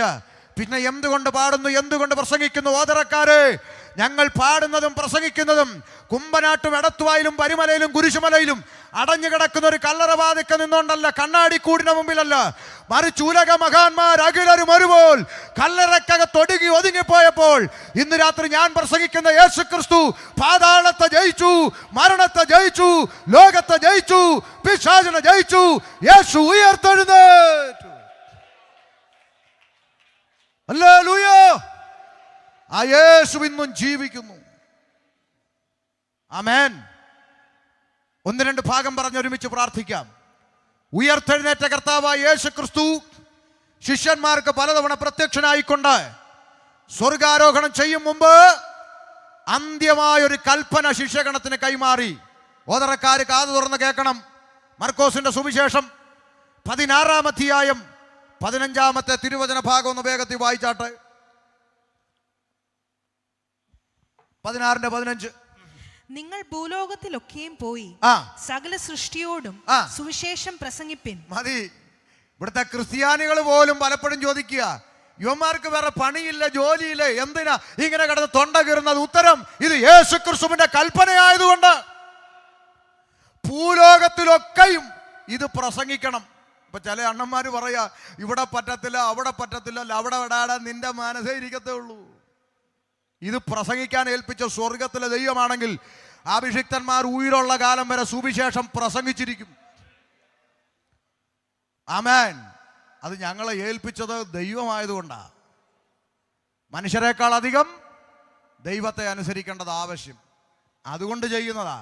നാട്ടുകാരെ ശല്യപ്പെടുത്താനോ ആളുകൾക്ക് ബുദ്ധിമുട്ടുണ്ടാക്കാനോ വേണ്ടി ചെയ്യുന്ന പരിപാടി അല്ലത്. പ്രാണനെ തന്ന പ്രാണനാഥന്റെ അന്ത്യകൽപ്പനയാണ്. സകല സൃഷ്ടിയോട് സുവിശേഷം അറിയിക്കണം. അതിനേക്കാൾ ഭാഗ്യം, സുവിശേഷം പ്രസംഗിക്കുന്നതിനേക്കാൾ ഭാഗ്യം എന്താ വെച്ചോളെ? അത് പോരെ നമുക്ക്. സുവിശേഷം ഇന്നിപ്പോൾ സുവിശേഷ യോഗം ഒന്ന് നോട്ടീസിലുണ്ട്, സുവിശേഷം ഒന്നും ഇല്ല. സങ്കടമായി ഈ കാലം. സുവിശേഷം പ്രസംഗിക്കണം. ഇത് പറഞ്ഞിട്ട് കർത്താവായ യേശുക്രിസ്തു സ്വർഗാരോഹണം ചെയ്തു. ശിഷ്യന്മാർ തല ഉയർത്തി ഒലിവുമലയിൽ ഇങ്ങനെ നോക്കിക്കൊണ്ട് നിൽക്കുമ്പോൾ യേശു രൂപാന്തരപ്പെട്ട് സ്വർഗത്തിലേക്ക് കടന്നു പോകുമ്പോൾ അതാ ശിഷ്യന്മാർ നോക്കി നിൽക്കെ 2 ദൂതന്മാർ താഴേക്ക് വെളിപ്പെട്ടുകൊണ്ട് ശിഷ്യന്മാരോട് പറഞ്ഞൊരു വാചകം അപ്പോസ്തല പ്രവൃത്തി 1:11 കാണാം. വായിച്ചാട്ടെ. 1:11. ഗലീല പുരുഷന്മാര്, നിങ്ങൾ ആകാശത്തിലേക്ക് നോക്കി നിൽക്കുന്നത് എന്ത്? നിങ്ങളെ വിട്ട് സ്വർഗാരോഹണം ചെയ്ത ഈ യേശുവിനെ സ്വർഗത്തിലേക്ക് പോകുന്നവനായി നിങ്ങൾ കണ്ടതുപോലെ തന്നെ അവൻ വീണ്ടും വരും എന്ന് പറഞ്ഞു. ഒരിക്കൽ കൂടി ആവർത്തിക്കുന്നു, യേശു വീണ്ടും വരും. ദൂതന്മാരുടെ പ്രഖ്യാപനം. ഇത് കേട്ട ശിഷ്യന്മാർ എന്ത് ചെയ്തെന്ന് ഒന്ന് കേട്ടാട്ടെ. അവർ യെരുശലേമിന് സമീപത്ത് ഒരു ശബത്ത് ദിവസത്തെ വഴിദൂരമുള്ള ഒലിവുമല വിട്ട് യെരുശലേമിലേക്ക് മടങ്ങിപ്പോന്നു. ശ്രദ്ധിച്ച് കേട്ടോണം. ഇനി ഞാൻ പറയുന്ന പോയിന്റുകൾ പറഞ്ഞ് അവസാനിപ്പിക്കുക. ശിഷ്യന്മാര് ഇത് കണ്ട് ദൂതന്മാരുടെ അരുളപ്പാട് കേട്ട് ഒലിവുമല വിട്ട് യെരുശലേമിൽ വന്നെന്നാണ് ഇപ്പൊ കൊച്ചു വായിച്ചത്. അടുത്തത്, അവിടെ എത്തിയപ്പോൾ യെരുശലേമിലെത്തിയപ്പോൾ അവർ പാർത്ത മാളിക മുറിയിൽ കയറിപ്പോയി. എങ്ങോട്ട് പോയി പറ? മാളിക മുറി കയറിപ്പോയി. എല്ലാരും കേട്ടോണം. അങ്ങനെ തന്നെ ആണോന്ന്? കയറിപ്പോയവരുടെ പേര് വിവരങ്ങൾ ഇപ്പൊ ഒന്ന് വായിക്കുക. അങ്ങനെ തന്നെ പുസ്തകത്തിലുണ്ടോന്ന് വേണം നോക്കിക്കോ. ഇനി പെന്തിക്കോസ് ഉപദേശിമാര് കയ്യിന്നിട്ട് പറഞ്ഞെന്നൊന്നും പറയരുത്. വായിച്ചോ. പത്രോസ്. ആരാ പത്രോസ്? 1ാമത്തെ പോപ്പ്, മാർപ്പാപ്പ എന്നൊക്കെ ചില ക്രിസ്ത്യാനികൾ പറയുന്നു. ആയിക്കോട്ടെ, അത് വലിയ മോശപ്പെട്ട കാര്യമൊന്നും അല്ലല്ലോ. ആയിക്കോട്ടെ. പോപ്പ്, 1ാമത്തെ പോപ്പ് പത്രോസ്, യോഹന്നാൻ, യാക്കോബ്, അന്ത്രയോസ്, ഫിലിപ്പോസ്, തോമാസ് ലീഹ, ബർത്തലോമായി, മത്തായി, അൽഫയുടെ മകനായ യാക്കോബ്, എരിവുകാരനായ ശീമോൻ, യാക്കോബിന്റെ മകനായ യൂദ അഥവാ യൂദാസ്ലീഹ. ഇവരെല്ലാവരും സ്ത്രീകളോടും, കേട്ടോ കേട്ടോ, കാതു തുറന്ന് കേട്ടോ, ഇവരെല്ലാവരും സ്ത്രീകളോടും യേശുവിന്റെ അമ്മയായ മറിയോടും കൂടെ അവന്റെ സഹോദരന്മാരോടും കൂടെ ഒരു മെനപ്പെട്ട് പ്രാർത്ഥന കഴിച്ചു പോന്നു. മനസ്സിലായി? ഇപ്പൊ വേറെ വ്യാഖ്യാനം ഒന്നും വേണ്ട. അങ്ങോട്ട് കയറിപ്പോരുടെ കൂട്ടത്തിൽ പത്രോസ് ലീഗയുണ്ട്, തോമാസ് ലീഗയുണ്ട്, യൂദാസ് ലീഗയുണ്ട്, യേശുവിന്റെ അമ്മയായ മറിയയും, തർക്കമില്ലല്ലോ, ഉണ്ട്. അവരെല്ലാം കൂടെ പ്രാർത്ഥിച്ചോട്ടുണ്ട്. അപ്പൊ എന്തോ പറ്റി? 2:1. പെന്തക്കോസ്ത് നാൾ വന്നപ്പോൾ, ഒന്നൂടെ, പെന്തക്കോസ്ത് നാൾ വന്നപ്പോൾ അവരെല്ലാവരും കൂടെ ഒരു മനപ്പെട്ട് പ്രാർത്ഥന കഴിച്ചുകൊണ്ടിരുന്നപ്പോൾ അവരുടെ ഇടയിലോട്ട് കുറച്ച് പെന്തക്കോസുകാർ വന്നപ്പോൾ. അങ്ങനാണോ? ആണോ അമ്മച്ചി? അല്ല, പെന്തക്കോസുകാർ അങ്ങനെ ഒരു കാറും ഇല്ല. പെന്തക്കോസ് നാൾ വന്നപ്പോൾ, എന്താ അത്? 50-ാം പെരുന്നാൾ ദിവസം. ഒരു പെരുന്നാൾ ദിവസം വന്നു. ആ പെരുന്നാൾ ദിവസത്തിന്റെ പേരാണ് പെന്തക്കുസ്ത, ഡേ ഓഫ് പെന്തക്കോസ്. പെന്തക്കുസ്ത പെരുന്നാൾ ദിവസം വന്നപ്പോൾ എല്ലാവരും ഒരു സ്ഥലത്ത് ഒന്നിച്ചു കൂടിയിരുന്നു. അന്നേരമോ? വായിച്ചോ. പെട്ടെന്ന് കൊടിയ കാറ്റടിക്കുന്നത് പോലെ ആകാശത്ത് നിന്ന് ഒരു മുഴക്കമുണ്ടായി. ദൈവമക്കൾ കൂടുന്നിടത്ത് ഇച്ചിരി മുഴക്കമൊക്കെ ഉണ്ട്. മുഴക്കമുണ്ടായി. അവർ ഇരുന്നിരുന്ന വീട് മുഴുവനും നിറച്ചു. അഗ്നിജ്വാല പോലെ പിളർന്നിരിക്കുന്ന നാവുകൾ അവർക്ക് പ്രത്യക്ഷമായി അവരിൽ ഓരോരുത്തരുടെ മേൽ പതിഞ്ഞു. അടുത്ത വാക്ക് കാത് തുറന്ന് കേട്ടോണം. എല്ലാവരും പരിശുദ്ധാത്മാവ് നിറഞ്ഞവരായി ആത്മാവ് അവർക്ക് ഉച്ചരിപ്പാൻ നൽകിയതുപോലെ അന്യഭാഷകളിൽ സംസാരിച്ചു തുടങ്ങി. എന്ത് സംസാരിക്കാൻ തുടങ്ങി? അന്യഭാഷ. ഈ അന്യഭാഷ സംസാരിക്കുന്ന കൂട്ടത്തെയാണ് നാട്ടുകാരെന്നാ വിളിക്കുന്നത്? പെന്തക്കോസ്. അങ്ങനെയാണ് ഒന്നാമത്തെ പെന്തക്കോസുകാരി മറിയ, അല്ലയോ? ഒന്നാമത്തെ പെന്തക്കോസുകാരൻ പത്രോസ് ലീഗ, ഒന്നാമത്തെ പെന്തക്കോസുകാരൻ തോമാസ് ലീഗ. ഇവരൊക്കെ അവിടെ നിന്ന് അന്യഭാഷ പറഞ്ഞെന്നല്ലയോ വായിച്ചേ? അതുകൊണ്ട് പെന്തക്കോസുകാർക്ക് അമ്മയില്ലെന്ന് ആരെങ്കിലും പറഞ്ഞാൽ നേരെ നിന്ന് പറയണം, നിങ്ങളുടെ പള്ളി ഫോട്ടോയേ ഉള്ളൂ, ഞങ്ങളുടെ കൂടെ ജീവനോടിരുന്ന് അന്യഭാഷ പറഞ്ഞെന്ന്. ഇല്ലേ? പിന്നല്ല, എല്ലാവരും ആത്മാവിൽ അന്യഭാഷയിൽ സംസാരിക്കാൻ തുടങ്ങി. ആ ആത്മാവിന്റെ നിറവിൽ ഒരാൾ പ്രസംഗിക്കാൻ എഴുന്നേറ്റ് നിന്നു. ആര്? പറ. പോപ്പ് പത്രോസ് ലീഗ എഴുന്നേറ്റ് ഒറ്റ പ്രസംഗം. എന്ത് സംഭവിച്ചു? 2:37 വായിച്ചു നിർത്താം. 2:37. ഇത് കേട്ടിട്ട് അവർ ഹൃദയത്തിൽ കുത്തുകൊണ്ട്, ഒന്നൂടെ, ഇത് കേട്ടിട്ട് അവർ ഹൃദയത്തിൽ കുത്തുകൊണ്ട് പത്രോസ് ലീഗ പരിശുദ്ധാത്മാവിൽ നിറഞ്ഞ് ആത്മനിറവിൽ വചനം പ്രസംഗിച്ചപ്പോൾ പറയച്ചാ കേട്ടവരുടെ ഹൃദയത്തിൽ കുത്തുകൊണ്ട്. നിങ്ങൾ പറ, എന്തുകൊണ്ടു? നിങ്ങളുടെ ആരുടെയെങ്കിലും ബൈബിളിൽ ഇക്കിളി കൊണ്ടെന്നുണ്ടോ? പറ. ഉണ്ടോ? ഇല്ല. പിന്നെന്താ കൊണ്ടേ? അപ്പൊ ഒരു കാര്യം ഇന്ന് മനസ്സിലാക്കിയിട്ട് വേണം ഇവിടുന്ന് ഇറങ്ങിപ്പോകാൻ. ഈ പുസ്തകത്തിൽ പറയുന്ന ആത്മാവ് നിറഞ്ഞവൻ ആത്മനിറവിൽ പ്രസംഗിച്ചാൽ കേൾക്കുന്നവർക്ക് ഇക്കിളിയല്ല, ചങ്കത്ത് കുത്തുകൊള്ളും. ഇരുവായ്ത്തലയുള്ള ഏത് വാളിനേക്കാളും മൂർച്ചയേറിയതും സദ്യമജ്ജ മാംസങ്ങളെ വേർപിടിപ്പിക്കും വരെ തുളച്ചു ചെല്ലുന്ന ജീവന്റെ വചനം അകത്തോട്ട് തുളച്ചു കയറിയപ്പോ കുത്തുകൊണ്ടെന്ന്. അതാ പിതാക്കന്മാരുടെ കാലത്തെ പ്രസംഗം. കുത്തുകൊള്ളും. ഇന്നിപ്പോ കുത്തുകൊള്ളുന്നതൊന്നും നമുക്ക് വലിയ താല്പര്യമില്ല. ഇപ്പൊ നമുക്കിപ്പോ കുത്തല്ല, നമുക്കിപ്പോ ഇക്കിളി കൊള്ളും. യോഗം കഴിഞ്ഞ് അങ്ങോട്ട് പോകുമ്പം ഫോൺ, 10 മിസ് കോളോ, കുഞ്ഞമ്മ വിളിച്ചോ? എന്നാ അമ്മാമ്മയെ വിളിച്ച യോഗത്തിലായിരുന്നു, അതാ എടുക്കാഞ്ഞ്. ആണോ? എങ്ങനെ ഉണ്ടായിരുന്നു യോഗം? യോന്ന് പറയണ്ട മാമേ, ചിരിച്ച്. ഇതാ ഇന്നത്തെ അവസ്ഥ. സങ്കടം കൊണ്ട് പറയാ ദേവാസന്മാരെ. എവിടെ മാനസാന്തരം? എവിടെ കുത്ത്? ഒന്നുമില്ല. ഒരു കോമഡി പോലെ കടന്നു പോവുക. ഇന്ന് രാത്രി മനം തിരിയണം. ഇന്ന് രാത്രി മാനസാന്തരം ഉണ്ടാകണം. ഇരുവായ്ത്തലയുള്ള ഏത് വാളിനേക്കാളും മൂർച്ചയേറിയ ദൈവത്തിന്റെ വചനം അകത്തോട്ട് കടന്നു എന്ന് കുത്തുകൊണ്ടവരെല്ലാം കൂടെ എന്ത് ചെയ്തു? പ്രസംഗിച്ച ഉപദേശിയുടെ കൊങ്ങായിക്ക് പിടിച്ചെന്നാണോ? ആണോ അമ്മാമേ? പിന്നെ എന്നാ വായിര് കുത്തുകൊണ്ട്. ഇത് കേട്ടിട്ട് അവർ ഹൃദയത്തിൽ കുത്തുകൊണ്ട് പത്രോസിനോടും ശേഷം അപ്പോസ്തലന്മാരോടും സഹോദരന്മാരായ പുരുഷന്മാരെ, ഞങ്ങൾ എന്ത് ചെയ്യേണ്ടു എന്ന് കുത്തുകൊണ്ടവര് കൊങ്ങായിക്ക് പിടിക്കാൻ ചെന്നതല്ല. കുത്തുകൊണ്ടവര് ചോദിച്ചു, ഞങ്ങൾ നിങ്ങൾ ഓരോ വാക്ക് പ്രസംഗിക്കുമ്പോഴും എന്റെ ചങ്കത്ത് കത്തി കയറുകയായിരുന്നു. പറ ഉപദേശി, പോപ്പേ, പത്രോസ്, എന്തോ ചെയ്യണം? അടുത്ത വാക്ക്. പത്രോസ് അവരോട്. ആര്? പത്രോസ് അവരോട്. സാംബാസ് ഓദർ IPCയിലെ പാസ്റ്റർ അവരോട്. അങ്ങനാണോ? അല്ല, സാംബാസ്റ്റർ അവരോടൊന്നല്ല. പോപ്പ് പത്രോസ് ലീഗ അവരോട്. നിങ്ങൾ മാനസാന്തരപ്പെട്ടു. ഒന്ന് നിങ്ങൾ എന്ത് ചെയ്യണം? പറ. മാനസാന്തരപ്പെടണം. പിന്നെ നിങ്ങളുടെ പാപങ്ങളുടെ മോചനത്തിനായി, നിങ്ങളുടെ അകത്ത് കയറിയ പാപം പുറത്തു പോകണമെങ്കിൽ ഓരോരുത്തൻ യേശുക്രിസ്തുവിന്റെ നാമത്തിൽ സ്നാനമേൽപ്പിൻ. കേട്ടോ, പെന്തിക്കോസുകാരെ പഠിപ്പിക്കല് ഉണ്ടാക്കി വെച്ചതല്ല. ഒന്നാമത്തെ പോപ്പ് പത്രോസ്ലീഹ പറയുക, അകത്ത് കയറിയ പാപം പുറത്തു പോണോ, നിങ്ങൾ മാനസാന്തരപ്പെട്ട് സ്നാനമേൽക്കാൻ. ഇല്ലേ? ഈ പോപ്പ് പറഞ്ഞതല്ലേ നമ്മൾ ഇന്നും പറഞ്ഞുകൊണ്ടിരിക്കുന്നത്.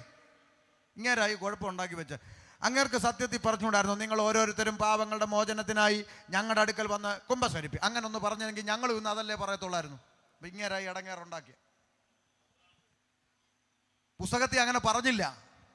പോപ്പ് പറഞ്ഞത് ഓരോരുത്തരും മാനസാന്തരപ്പെട്ട് സ്നാനപ്പെടാനാ. ഞങ്ങളും അത് തന്നെ പറയുന്നുള്ളൂ. അമ്മാമേ, വള്ളിപ്പുള്ളി വ്യത്യാസം വരുത്തിയോ മാറ്റം വരുത്തിയോ പഠിപ്പിക്കാനല്ല ഞങ്ങളെ ഏൽപ്പിച്ചത്. അകത്ത് കയറിയ പാപത്തിൽ നിന്ന് മോചനം വേണോ? ഇന്ന് രാത്രി ഓതറക്കാരെ ഒരു നാണയത്തൊട്ട് കൊടുക്കേണ്ട, 1 കിലോമീറ്റർ നടക്കേണ്ട, ഒരു മെഴുകുതിരി കത്തിക്കണ്ട. ഇന്ന് രാത്രി സൗജന്യമായ പാപമോചനം ലഭിക്കും. മാനസാന്തരപ്പെട്ട് സ്നാനമേൽപ്പീൻ, എന്നാൽ പാപമോചനം ലഭിക്കും. ഇപ്പൊ ചില ആളുകൾ പറയും, പാസ്റ്ററെ ഞങ്ങൾ സ്നാനപ്പെട്ടതാ, എന്നാ ഒരു 5 മിനിറ്റ് കൂടെ ഞാൻ എടുക്കുക. ഇന്ന് പാടാനൊന്നും സമയം എടുക്കത്തില്ല, നിയോഗിച്ചവർ പ്രാർത്ഥിച്ച് നിർത്തും. നാളെ മറ്റന്നാളും പാടിക്കും. ഇത് പറയാൻ പോയി എനിക്കും സ്വസ്ഥതയില്ല. അതുകൊണ്ടാണ്. എൻ്റെ അത്രയും ദൂരെ പോകേണ്ട ഒരാരും ഇല്ലല്ലോ. ഉണ്ടോ? ഇല്ല. 5 മിനിറ്റ് നോക്കേ. ചില ആളുകൾ പറയാ, പാസ്റ്ററെ ഞങ്ങൾ കുഞ്ഞിലെ അങ്ങ് സ്നാനപ്പെട്ടിട്ടുണ്ട്, അപ്പോൾ മാനസാന്തരമോ? അത് വളരുമ്പോൾ മതിയെന്നാണ് പറഞ്ഞത്. നമ്മളെല്ലാവരും ഇന്ന് കുളിച്ചിട്ട് തല തോർത്തി. വർഷങ്ങളായിട്ട് ഇത് തന്നെയാണ് ചെയ്യുന്നത്. ഇപ്പം നാളെ തൊട്ടൊരു ചേഞ്ച്. ആദ്യം തല തോർത്തിയിട്ട് അങ്ങനെ ചെയ്താലും ഇങ്ങനെ ചെയ്താലും കുഴപ്പമില്ലെത്താ. കുഴപ്പമുണ്ടായി. നമ്മുടെ നിത്യജീവിതത്തിൽ നമ്മൾ ചെയ്യുന്ന ഒരു കാര്യം തലതിരിച്ച പ്രശ്നമാണെങ്കിൽ, ആകാശം മാറിയാലും ഭൂമി ഒഴിഞ്ഞു പോയാലും മാറ്റം വരാത്ത ദൈവവചനം ആരും തലതിരിക്കണ്ട. മാനസാന്തരപ്പെട്ട് സ്നാനമേൽക്കണമെന്നാണ് തിരുവചനമെങ്കിൽ ആദ്യം നടക്കേണ്ടത് മാനസാന്തരം, ആദ്യം നടക്കേണ്ടത് വിശ്വാസം. വിശ്വസിക്കുകയും സ്നാനമേൽക്കുകയും ചെയ്തവൻ രക്ഷിക്കപ്പെടുമെന്ന് വചനം. അങ്ങനെങ്കിൽ വിശ്വാസം നിമിത്തം മാനസാന്തരം നടക്കണം. മാനസാന്തരപ്പെട്ടവന് സ്നാനപ്പെടേണ്ടതായി. മാനസാന്തരം എന്ന് പേപ്പറിൽ എഴുതി കാണിച്ചാൽ മനസ്സിലാകാത്ത കുഞ്ഞിനെടുത്ത് ഒക്കത്ത് വെച്ച് നിനക്ക് 2000 വർഷം പൂർത്തമായ യേശു ക്രിസ്തുവിന്റെ പാപത്തിന് വേണ്ടി വന്നത്, മരിച്ചെന്നും അടക്കപ്പെട്ടെന്നും ഉയർത്തെഴുന്നേറ്റ് നിന്നെ ചെറുക്കാൻ വീണ്ടും വരുമെന്നും കുഞ്ഞുവാവേ നീ വിശ്വസിക്കുന്നു. കുഞ്ഞാവ അപ്പൊ കുഞ്ഞുവാവ വാ തുറന്ന് പറയണം, യെസ് ഐ ബിലീവ് ദാറ്റ്, ഞാനത് വിശ്വസിക്കുന്നു. സ്നാനപ്പെടുത്തിക്കോ. അതാ വേദപുസ്തകത്തിലെ സ്നാനം. മനസ്സിലാവുന്നുണ്ടോ? അപ്പോൾ ഇന്നാളൊരു ക്രിസ്ത്യാനി എൻ്റെ അടുത്ത് വന്ന് പറഞ്ഞു, പാസ്റ്റർ മുസ്ലിമിൽ നിന്ന് വന്നുകൊണ്ട് അറിയാത്തതുകൊണ്ടാ. അതെന്നാ? ഞങ്ങൾ കുഞ്ഞു പറയത്തില്ലെന്ന് ഞങ്ങൾക്കും അറിയാം, പിന്നെ പറയാൻ പകരം ഒരാളെ പുറകെ നിർത്തുവന്ന്, പകരം നിർത്തുവന്ന്. നിങ്ങൾ പിന്നെ വിവാഹ നിശ്ചയമൊക്കെ കൂടാൻ പള്ളിയിൽ പോയിട്ടുണ്ടോ? ഉണ്ടോ? വേഗം പറ. ഉണ്ടോ? ഉണ്ട്. അപ്പോൾ പള്ളിയിൽ അച്ഛൻ അവിടെ കയറി നിന്നുകൊണ്ട് ഇങ്ങനെ ചോദിക്കാറുണ്ടോ, പ്രിയ സൂസമ്മേ, നിന്റെ വലതു ഭാഗത്ത് നിൽക്കുന്ന ജേക്കബിൻ്റെയും ജോഷാമ്മയുടെ മകൻ സണ്ണിക്കുട്ടിയെ വിവാഹം കഴിക്കാൻ നിനക്ക് ചോദിക്കാറുണ്ടോ? ഉണ്ടോ? പറ. അതിന് എനിക്ക് അറിഞ്ഞുകൂടാത്തതുകൊണ്ടാണ് നിങ്ങൾ പറയണതാ. ഉണ്ടോ? ഉണ്ട്. അപ്പോൾ പെണ്ണിൻ്റെ അപ്പൻ, ജനിപ്പിച്ച അപ്പൻ, സ്വന്തം അപ്പൻ പുറകെ നിന്നുകൊണ്ട് പറയുക, സമ്മതമാണ്. ഏതെങ്കിലും അച്ഛന്മാർ നടത്തുമോ? മുണ്ടുന്നില്ല. അതിനാ സ്വന്തം അപ്പനല്ലേ, വാടകയ്ക്കെടുത്തൊന്നും അല്ലല്ലോ. നടത്തുമോ? ഇല്ല. അച്ഛൻ വേണേ ഒന്ന് നോക്കും, എന്നിട്ട് വീണ്ടും പറ, സൂസമ്മേ, നിന്റെ വലതു ഭാഗത്ത് നിൽക്കുന്ന ജേക്കബിൻ്റെ ജോഷാമ്മയുടെ മകൻ സണ്ണിക്കുട്ടി വിവാഹം കഴിക്കാൻ നിനക്ക് സമ്മതമാണോ? ഉടനെ പ്രസവിച്ച അമ്മ അപ്പുറത്ത് നിന്നുണ്ട്, സമ്മതമാച്ചോ, അവളാ കെട്ടണമെന്ന് പറഞ്ഞ് നടന്നേ അങ്ങോട്ട് കെട്ടിക്കോ. പിന്നെ ആര് പറയണം? വാതിർന്ന് പറ. മണവാട്ടി ആരോ അവള് പറയണം എനിക്ക് സമ്മതമാണെന്ന്. ഇന്ന് രാത്രി കാത് തുറന്ന് കേട്ടോ. ഈ ലോകത്തിലെ മണവാട്ടിയാകാൻ പെറ്റ തള്ള പറഞ്ഞാൽ പോരെങ്കിൽ, ഈ ലോകത്തിലെ മണവാട്ടിയാകാൻ ജനിപ്പിച്ച അപ്പൻ പറഞ്ഞാൽ പോരെങ്കിൽ, കുഞ്ഞാടിന്റെ കാന്തയാകാൻ, സ്വർലോക മണവാട്ടിയാകാൻ, ക്രിസ്തുയേശുവിന്റെ വേളി കടിക്കുന്ന മണവാട്ടി സഭയാകാൻ പകരക്കാർ പറഞ്ഞാൽ ഒക്കത്തില്ല ചായോ. അധരം കൊണ്ട് ഏറ്റു പറയണം, ഹൃദയം കൊണ്ട് വിശ്വസിക്കണം, മാനസാന്തരം സംഭവിക്കണം. അതുകൊണ്ടാ പറഞ്ഞത് മാനസാന്തരപ്പെട്ട് സ്നാനമേൽപ്പീൻ. വായിച്ചു നിർത്തുന്നു, എന്നാൽ പാപമോചനം ലഭിക്കും. അടുത്ത വാക്ക്, എന്നാൽ പരിശുദ്ധാത്മാവ് എന്ന ദാനം ലഭിക്കും. അടുത്തത്, വാഗ്ദത്തം നിങ്ങൾക്ക് നിങ്ങളുടെ മക്കൾക്കും നമ്മുടെ ദൈവമായ കർത്താവ് വിളിച്ചു വരുത്തുന്ന ദൂരസ്ഥരായ ഏവർക്കും ഉള്ളതല്ലോ എന്ന് പറഞ്ഞു. എന്ന് പറഞ്ഞാൽ എന്താ? എന്ന് പറഞ്ഞാൽ ഒന്നുമില്ല. ഈ വാഗ്ദത്തത്തെയും പരിശുദ്ധാത്മാവ് നിങ്ങൾക്കും നിങ്ങളുടെ മക്കൾക്കും ഇനി കർത്താവ് വിളിച്ചു വരുത്തുന്ന ദൂരെ കിടക്കുന്ന ഞങ്ങളെപ്പോലുള്ളവർക്കും കൊടുക്കുമെന്ന്. അതാ ഇപ്പൊ നടന്നുകൊണ്ടിരിക്കുന്നത്. ഉള്ളതല്ല. അടുത്ത വാക്ക്, മറ്റു പല വാക്കുകളാലും അവൻ സാക്ഷ്യം പറഞ്ഞ് അവര് പ്രബോധിപ്പിച്ചു. ഈ വക്രതയുള്ള തലമുറയിൽ നിന്ന് രക്ഷിക്കപ്പെടുമെന്ന് അവൻ അവരോട് പറഞ്ഞു. അടുത്ത വാക്ക്, അവന്റെ വാക്ക് കൈക്കൊണ്ടവർ സ്നാനമേറ്റു. എത്ര പേര്? അന്ന് 3000-ഓളം പേർ അവരോട് ചേർന്നു. ഒറ്റ പ്രസംഗം. ആർക്ക് വേണം? കൈപൊക്ക്, കാലുപൊക്കെന്നൊന്നും പറഞ്ഞില്ല. ഒറ്റ പ്രസംഗം, കുത്തുകൊള്ളേണ്ടുന്ന വിധം കുത്തുകൊള്ളുന്ന ഒറ്റ പ്രസംഗം. 3000 പേര് രംഗത്ത് വന്നിട്ട് പറഞ്ഞു, പാസ്റ്ററെ ഞങ്ങൾക്ക് സ്നാനപ്പെടണം. ഇവിടെ ഉദ്ഘാടനം ചെയ്ത പറഞ്ഞു, 10 പേരെ കൊണ്ട് കൊട്ടാൻ തുടങ്ങിയ ഒരു വീട്ടിലെ കൂട്ടായ്മ ഇന്ന് 100 പേരിലധികം എത്തി നിൽക്കണമെങ്കിൽ കെട്ടി വലിച്ചു കൊണ്ടുവന്നതല്ല. വചനം ഹൃദയത്തിനകത്തേക്ക് തുളച്ചു കയറിയപ്പോൾ, ആമേ, പരിശുദ്ധാത്മാ ഹൃദയത്തിൽ ബോധ്യം വരുത്തിയപ്പോൾ എനിക്ക് സ്നാനപ്പെടണം ഭാഷ എന്ന് പറഞ്ഞ് മുമ്പോട്ട് വന്ന ജീവിതങ്ങളാണ് ഇതിനകത്തിരിക്കുന്നത്. പിടിച്ചു വലിച്ചും കെട്ടിവലിച്ചും കൊണ്ടുവന്നവരല്ല, വചനത്തിന്റെ സത്യത്താൽ സ്വതന്ത്രരാക്കപ്പെട്ട ജനം. 3000 പേര് വന്ന് പറഞ്ഞു ഞങ്ങൾക്ക് സ്നാനപ്പെടണം. അടുത്ത വാക്ക്, അവർ അപ്പോസ്തലന്മാരുടെ ഉപദേശം കേട്ടും. ഒന്നോടെ, അവർ അപ്പോസ്തലന്മാരുടെ ഉപദേശം കേട്ടു. സ്നാനപ്പെട്ടവർ എന്ത് ചെയ്തു? അപ്പോസ്തലന്മാരുടെ ഉപദേശം. കേട്ടോ ഭാഷമാരെ, കേട്ടോ. ഇന്നിപ്പോ അങ്ങനല്ല. മാമ ഇവിടെ വന്ന് ഞങ്ങളുടെ കൂടെ സ്നാനപ്പെട്. സ്നാനപ്പെട്ടിട്ട് പിന്നെ ഏത് പള്ളിയിലാന്ന് വെച്ചാൽ അവിടെ ഇവൻ കാട്ടുകള്ളനാണ്. മനസ്സിലാക്കിക്കോണം. അങ്ങനെ പഠിപ്പിക്കുന്നവനുണ്ടെങ്കിൽ അവൻ ഈ പുസ്തകത്തിലെ ദൈവത്തിൻ്റെ ദാസനല്ല കേട്ടോ. ഇങ്ങനെ കുറേ പിശാചുക്കൾ ഇറങ്ങിയിട്ടുണ്ട് സ്നാനപ്പെടുത്ത് കണക്ക് എടുത്ത് അല്ലേലുയാലിടാൻ വേണ്ടി. എന്നിട്ട് നിങ്ങൾ എവിടെയെങ്കിലും പോയി തൊലഞ്ഞോളാം. നോ, അവർ അപ്പോസ്തലന്മാരുടെ ഉപദേശം കേട്ടു. സ്നാനപ്പെട്ടവർ അപ്പോസ്തോലിക ഉപദേശത്തിൽ നിലനിൽക്കണം. മനസ്സിലായോ? ഉപദേശം കേൾക്കണമെങ്കിൽ അടുത്ത വാക്ക്, കൂട്ടായ്മ ആചരിച്ചു. ഉപദേശം കേൾക്കണമെങ്കിൽ എവിടെ വരണം? പറ. കൂട്ടായ്മയ്ക്ക് വരണം. കുഞ്ഞമ്മയുടെ മോളെ കല്യാണത്തിന് പോയാൽ ദൈവവചനം കേൾക്കാനൊക്കത്തില്ല. കൂട്ടായ്മ ആചരിച്ചു. അടുത്തത്, അപ്പം നുറുക്കി. അടുത്തത്, പ്രാർത്ഥന കഴിച്ചും പോന്നു. ആ കൂട്ടത്തെ നോക്കി സ്വർഗം ഒരു പേര് വിളിച്ചതാണ്. 47-ാം വാക്യം വായിച്ച് പുസ്തകം അടച്ചു. 47-ാം വാക്യം, കർത്താവ് രക്ഷിക്കപ്പെടുന്നവരെ ദിനം പ്രതി സഭയോട് ചേർത്തുകൊണ്ട്. അതാ ഈ പറഞ്ഞ കൂട്ടത്തെ നോക്കി സ്വർഗം ഒരു പേര് അവിടെ അങ്ങ് ഡിക്ലെയർ ചെയ്തു. എന്താ? സഭ. കർത്താവ് രക്ഷിക്കപ്പെടുന്നവരെ ദിനം പ്രതി സഭയോട് ചേർത്തുകൊണ്ടിരുന്നു. ഏത് സഭ? ആകാശമുട്ട ഗോപുരം പോലെ കെട്ടിവെച്ചിരിക്കുന്ന പള്ളിയെ നോക്കിയല്ല പറഞ്ഞത്. മാനസാന്തരപ്പെട്ട കൂട്ടം, ആമേൻ, രക്ഷിക്കപ്പെട്ട കൂട്ടം, സ്നാനപ്പെട്ട കൂട്ടം, ആത്മനിറവ് പ്രാപിച്ച കൂട്ടം, ഉപദേശമുള്ള കൂട്ടം, അപ്പം നുറുക്കി പ്രാർത്ഥന കഴിക്കുന്ന ആ കൂട്ടം. അത് പുഴവക്കത്ത് കൂടിയാലും മരച്ചവട്ടി കൂടിയാലും കെട്ടടത്തെ കൂടിയാലും ടെറസിന് മേലെ കൂടിയാലും ചന്ത മൈതാനത്ത് കൂടിയാലും ആ കൂട്ടത്തെ നോക്കി സ്വർഗം വിളിച്ച പേരാണ് സഭ. ഇന്ന് രാത്രി ഒരു വാക്ക് പറഞ്ഞ് നിർത്തുന്നു. അവൻ പാപം കൂടാതെ രണ്ടാമതും പ്രത്യക്ഷനാകും എന്ന് കുറിവാക്യത്തിൽ വായിച്ചത് എന്തിന്? ഈ പറയപ്പെട്ട സഭയെ നിത്യതയിലേക്ക് ചേർക്കുവാൻ. ജാതി മത വർണ്ണവർഗ വ്യത്യാസമില്ലാതെ സകല ഗോത്രങ്ങളിൽ നിന്നും ഭാഷകളിൽ നിന്നും വംശങ്ങളിൽ നിന്നും ജാതികളിൽ നിന്നും രക്തം കൊടുത്ത് വിലയ്ക്ക് വാങ്ങി ഷമീറും സിയാദും നസീറും നാരായണനും ഗോപാലനും മുഹമ്മദ് കൃഷ്ണനും ചാക്കോച്ചനും തോമത്തൂട്ടിയും ഒന്നിച്ചിരുന്ന് ഒരേ ദൈവത്തെ ആരാധിക്കുന്ന ഒരൊറ്റ സ്ഥലം ദൈവസഭ. ആ ദൈവസഭയെ ചേർക്കുവാൻ താമസം വിന കർത്താവ് വാനമേഘ വെളിപ്പെടാൻ പോവുകയാണ്. ഒരു നിമിഷം നമ്മെ തന്നെ ദൈവകരങ്ങളിൽ ഏൽപ്പിക്കാം. ഇന്ന് രാത്രി ആ കാഹളം ധ്വനിക്കോ അറിയില്ല. ഇന്ന് രാത്രി യോഗം കഴിഞ്ഞ് ക്ഷേമത്തോടെ ഭവനത്തിൽ ചെന്ന് എത്താൻ കഴിയുമോ അറിയില്ല. ഭവനത്തിൽ ചെന്ന് കിടന്ന് ഇന്ന് രാത്രി ഉറങ്ങുന്ന നീ നാളെ എഴുന്നേക്കുമോ അറിയില്ല.